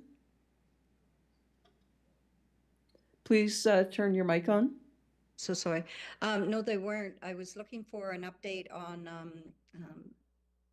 developments that we've approved and how they're moving forward. I noticed the one on the Hampton Road. I haven't seen any activity there. Just wondering if we could get a quick update as to where we are with some major projects. Not every little project. I just some of the major projects that we have approved. I'm wondering where they're at. Thank you. Great, thank you very much. And yes, I do see that. Mr. Colburn, would you like to address that, please? Thank you, Your Worship, through Your Worship to the Deputy Mayor. Just a very brief, I guess, quick overview of some of the projects that have been approved by council over the past couple of years. So if you will, on the books, there's 232 units that have been approved through rezonings for multi-residential developments, and that's what I'll focus on very quickly. So of those 232, 19 units are, if you will, underway. The one on the Vincent Road, where there's 16 units, four buildings, 4 units at each, is moving along at a relatively quick pace. That one particularly, there's going to be people moving in there in December, so in the next couple of weeks. All the buildings are underway, and in speaking with the developer, they have been occupied and there's a wait list. So it gives you an indication of the demand for housing in the valley. The Ritchie Lake Terrace, it's an item on the agenda a little later for the actual subdivision plan. The first 3 units of that project are underway and moving along. That one was sort of delayed through an EIA process, so that one took a little longer to get through that. Phase 1 was approved. They're currently moving towards looking at phase 2, addressing some of the requirements under the EIA with respect to wetlands and wawas. But that project is moving along, and they're anticipating to be putting more buildings up under phase 1 in the spring. 258 Hampton Road, I guess, is the biggest one that's been approved over the past couple of years, maybe longer than that. It's 100 units. I met with that developer over the last probably 3-4 weeks ago. They are looking at somewhat of a, not sort of external redesign, but sort of internal. They're looking at incorporating more 1-bedroom apartments within that development. The demand is sort of moving towards that stage, and just with, obviously, as council's aware and everybody's aware, these are significant investments. So when you get into significant, money, interest rates and all those types of things play a significant role. So they're looking at, obviously, ways to make sure that the market that they're seeking has that availability. So they are anticipating shovel in the ground in the spring. They do have some new investors come on board. So that's where that project lies. So it's still active. They're looking at starting in 2024. And then again, 160 Pettingill Road, that was before council tonight for a development amendment.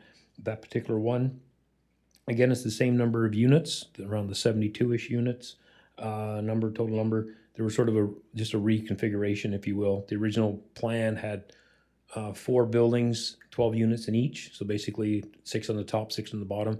They're simply looking at removing those lower level apartments and spreading them throughout the development. It was just felt that when it comes to having long-term tenants and having that ability to feel like you were in a home, for a lot of these people it's transitioning from a single detached to these types of things, not having somebody live below you gives you a little more sense that this is actually, sort of more of a home type feel to it. So just sort of reconfiguring that development. But again, that's going through an EIA process, and we anticipate that it'll be shovel in the ground in 2024 as well.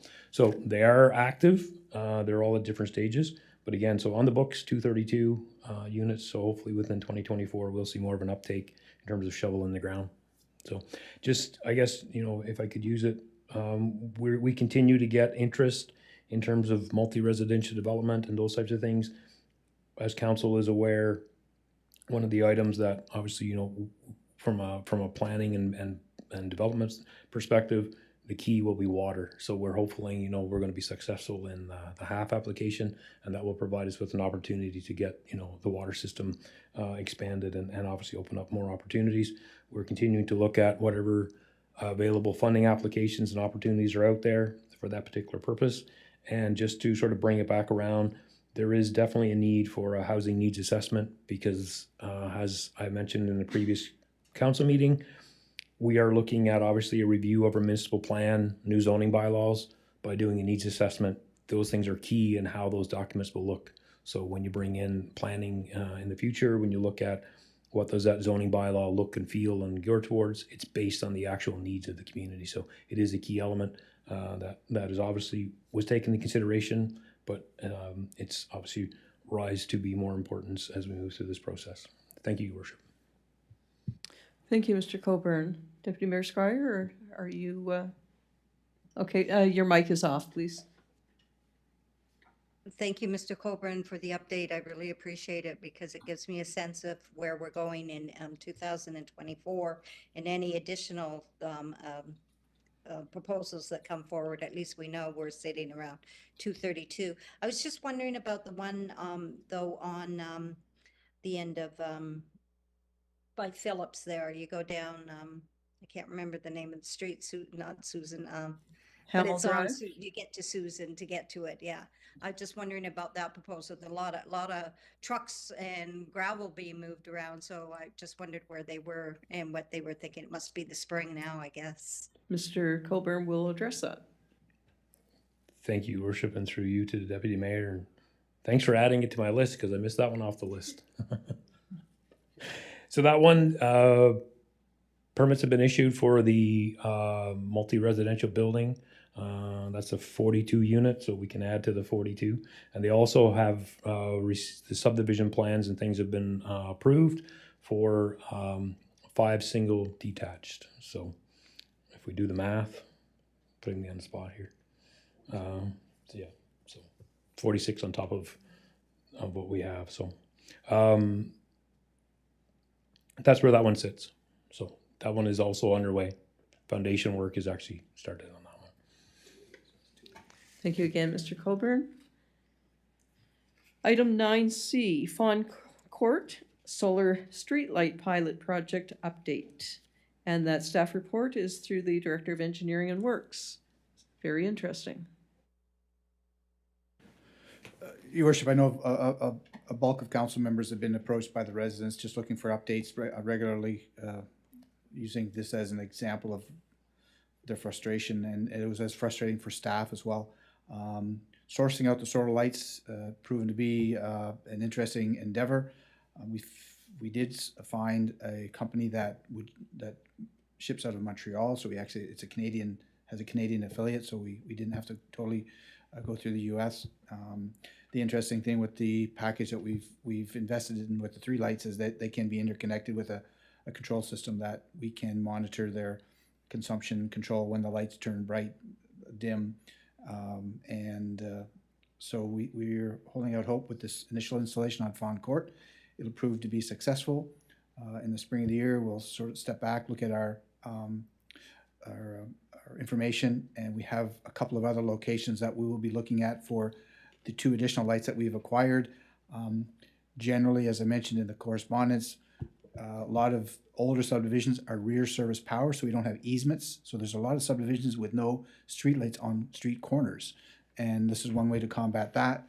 And the second component will be in areas where we have existing decorative lights with no easements, that when they come out of commission, similar to the Fawn Court one, we have an option now to bring it out to the municipal right of way and work on it properly. So we're hopeful that it's a pilot project that will shed some light on some success for us as we go forward.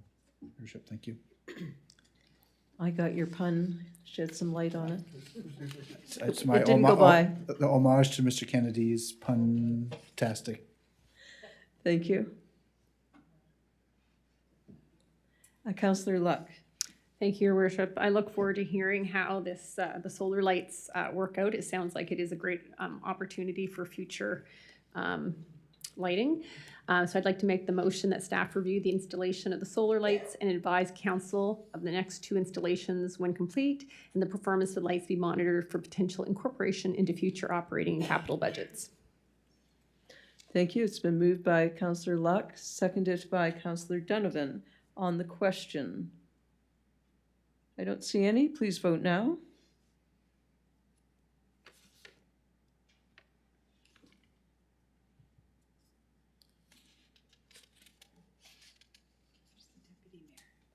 Deputy Mayor. She's in favor. Motion carried 6-0. Moving on to 10 bylaws, 10B, proposed sewage utility bylaw amendment number 05-24, a bylaw respecting sewage utility.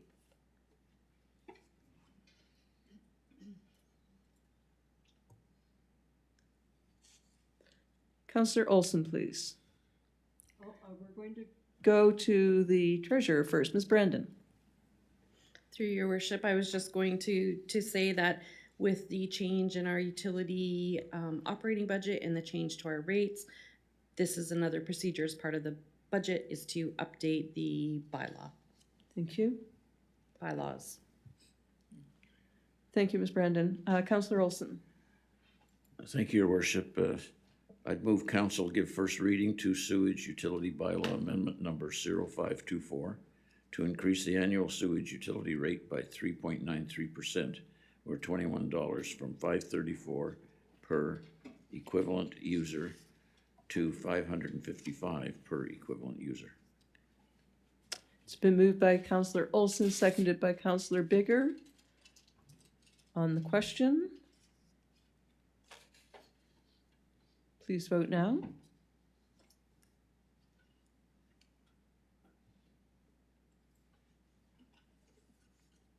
Motion carried 6-0. Item 10C, proposed water utility. Oh, sorry, I didn't have that one open.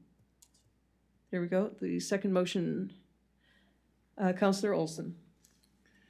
Yes, council give second reading to sewage utility bylaw amendment number 0524 to increase the annual sewage utility rate by 3.93% or $21 from $534 per equivalent user to $555 per equivalent user.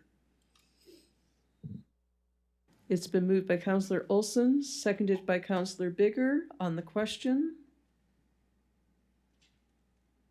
please vote now.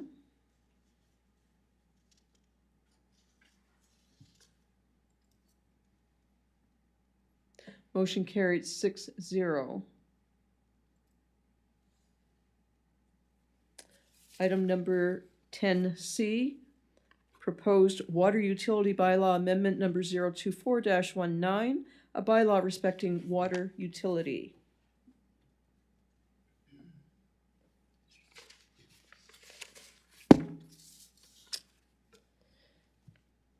Councillor Bigger, please. Oh, I'm sorry. No? Oh, yeah, there we go. Pardon me. It's catching the mute problem. I move council give first reading to water utility bylaw amendment number 024-19 to increase the water user fee fixed charge component by 3.88%, with the basic rate going from $258 to $268 annually, with larger meters increasing by 3.88%.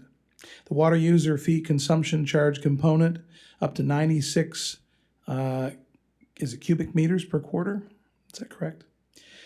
To increase by 4% from $1.0525, I'll say, to $1.0946 per cubic meter, and the second level usage charge to increase from $1.6668 to $1.7335 per cubic meter, or 4%. Thank you, Councillor Bigger. It's been moved by Councillor Bigger and seconded by Councillor Olson. on the question. Please vote now.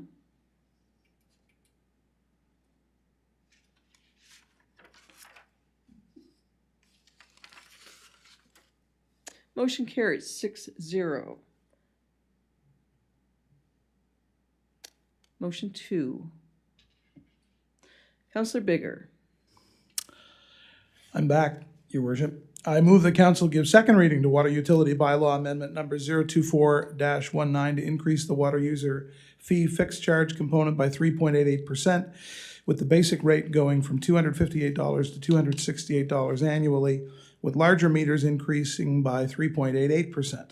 The water user fee consumption charge component up to 96 cubic meters per quarter to increase by 4% from $1.0525 to $1.0946 per cubic meter, and the second level usage charge to increase from $1.6668 to $1.7335 per cubic meter, or 4%. Thank you, Councillor Bigger. It's been moved by Councillor Bigger, seconded by Councillor Olson on the question.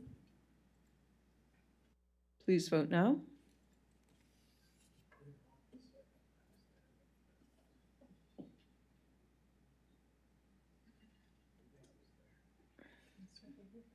Councillor Bigger? Did you vote? Motion carried 6-0. Item number 11, new business, RFP 2023 TQ09-17, award of tender engineering services for Old Coach and Hovey Road drainage basin analysis.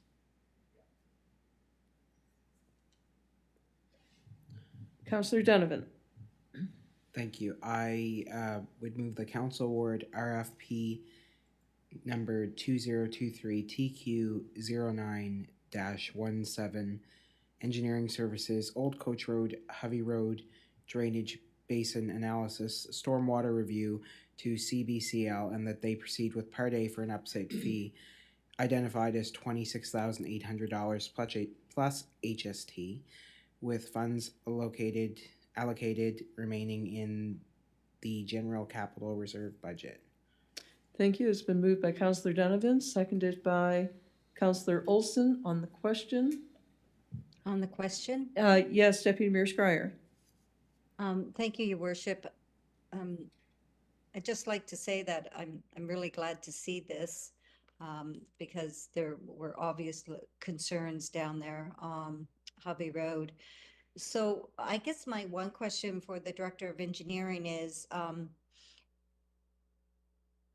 when you go through this RFP proposal, will they be giving us a timeline as to when they would be able to give us a report so that we can move forward with, there was a rezoning application if they want to move forward to bring it forward to us again. And it's substantial, the amount of money that we need to spend on this. It's surprising to me. I didn't think it would be that bad, but it seems to be. So I guess I'm rambling here. Sorry, it's getting late. So to the Mr. Loge, just how long will it take the consulting for this to happen? And will that fix it before we do any more development down there? Thank you, Deputy Mayor Schreier. Mr. Loge, please, Director of Engineering.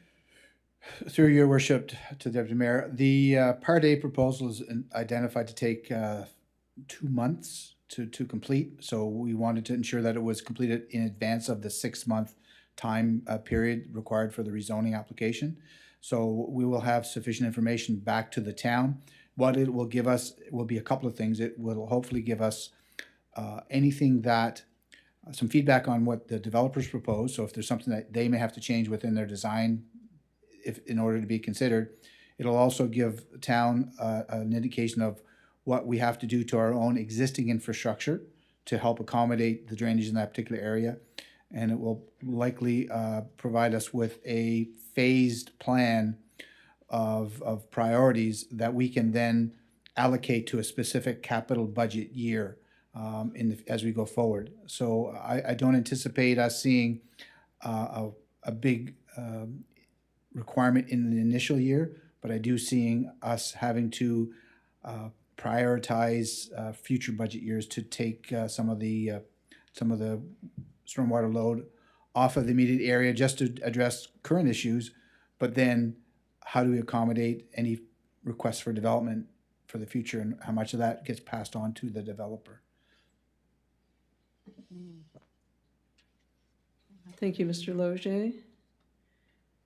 Thank you, Your Worship, and to Mr. Loge. That is a concern because, I think there are at least 2 developments that we're sort of looking at that area. And so looks like it'll be delayed for a couple of years if it got rezoning. I'm just hypothetical. If it was rezoned, if I know the area is quite wet. So, and none of this has been costed into the 2024 budget, I assume, which I think that's what I just heard from you. Mr. Loge. Your Worship, we have a general stormwater budget in the 2024 capital budgets proposed, and that's what staff will do is we'll take some of the priority areas and try to divide it with that particular budget amount. So we have the potential to allocate some of that budget to any short-term fixes that we may have as a result of this. I think the thing to remember for us is, as I mentioned initially, is how much of the drainage issues exist regardless of whether there was a development proposal there or not, and what is there anything that we have to do to address our own house in order, so to speak. And then secondly is if there was a development to change the drainage paths or conditions, what do they have to do then to accommodate? So there may be some things that even once our house is in order, it may impact a future developer and they have to incorporate that into their cost. So it would be their cost to update something.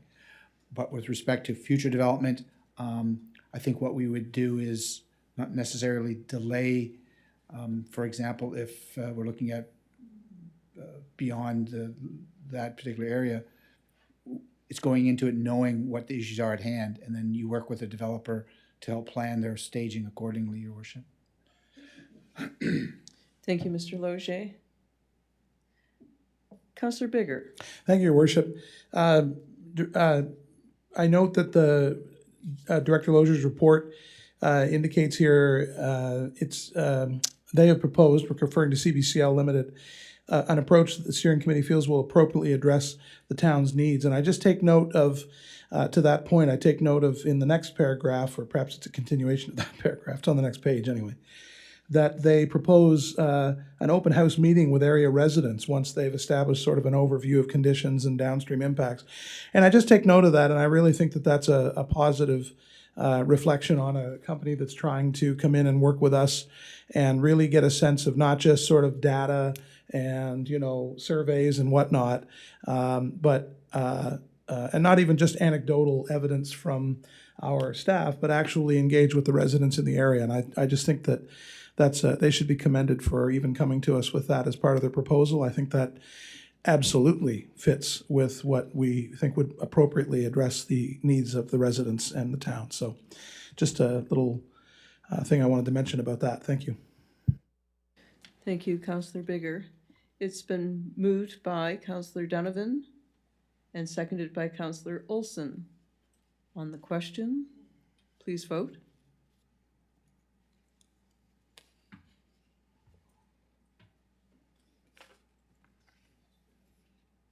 Motion carried 6-0. Next item under new business is Ritchie Lake Terrace Subdivision Plan, Phase 1. Andrew McIntyre, Staff Report from Planning and Development Services Manager.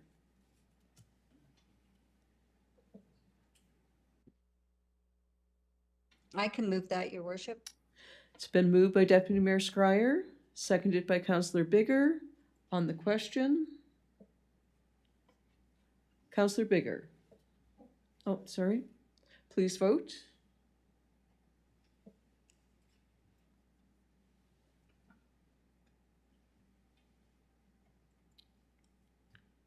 Motion carried 6-0. Item number 12, reports.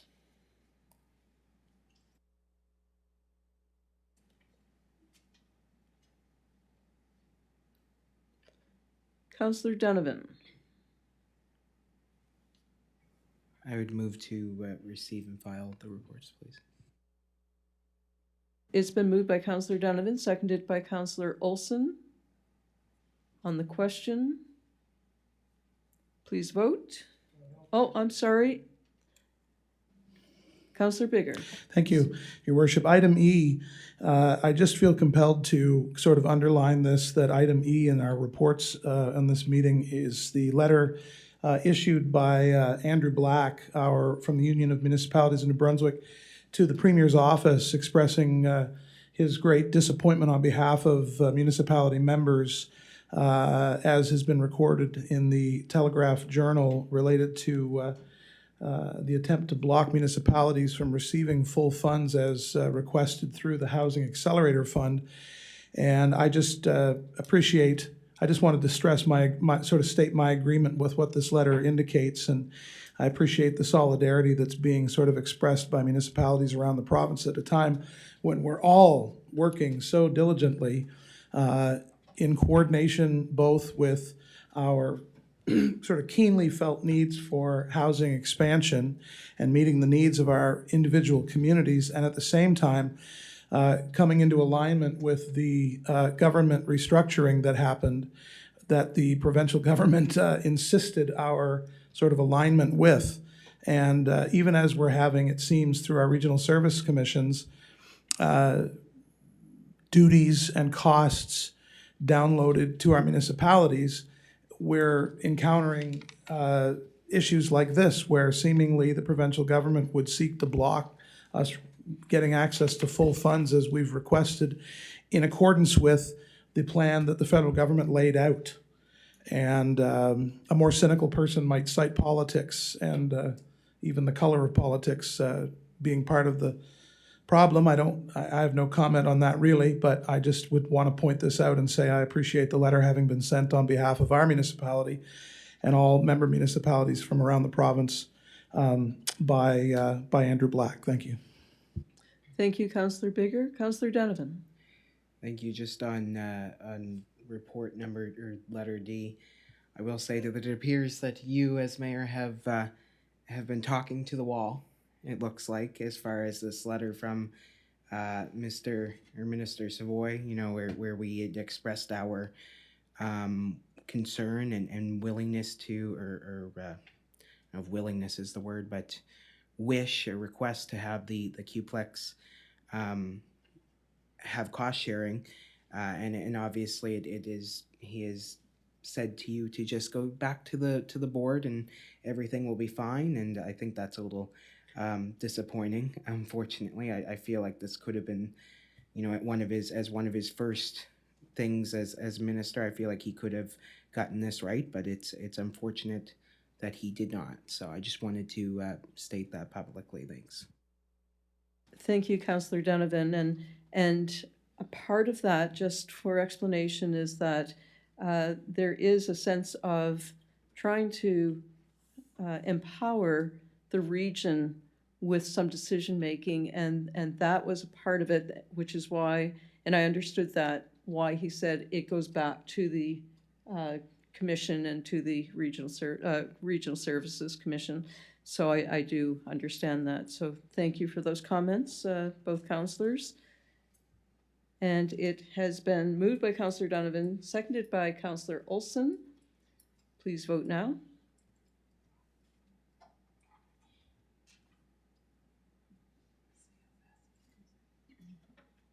Motion carried unanimously. Item 13, business arising from Committee of the Whole.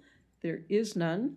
Before we adjourn, I would like just to take a moment to thank all of our staff at every level, because I think it's extremely important to understand that when we formulate a budget going into a new year, it takes all hands on deck, because we have to know exactly what is necessary in every single department. And it's the feet on the ground.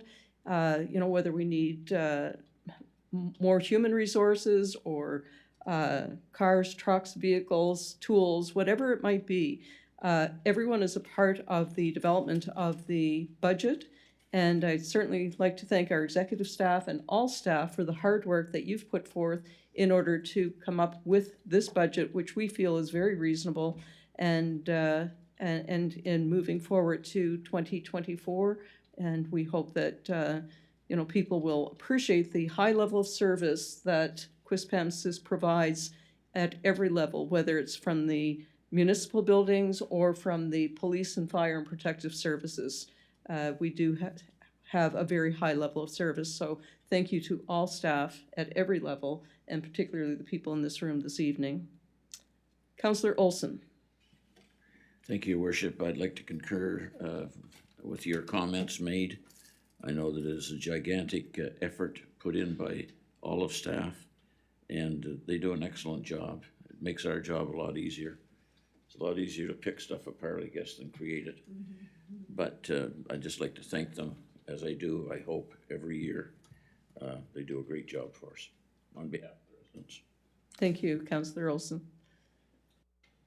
So I'm looking for a motion to adjourn. Councillor Thompson.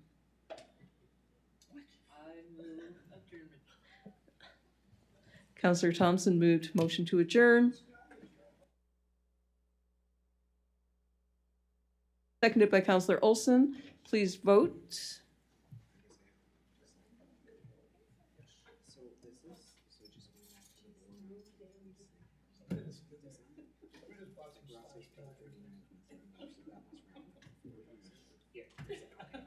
I thought they were trying to jip us. Do we have a consensus? Motion carried unanimously. Thank you. Have a good night, everyone. Safe travels home.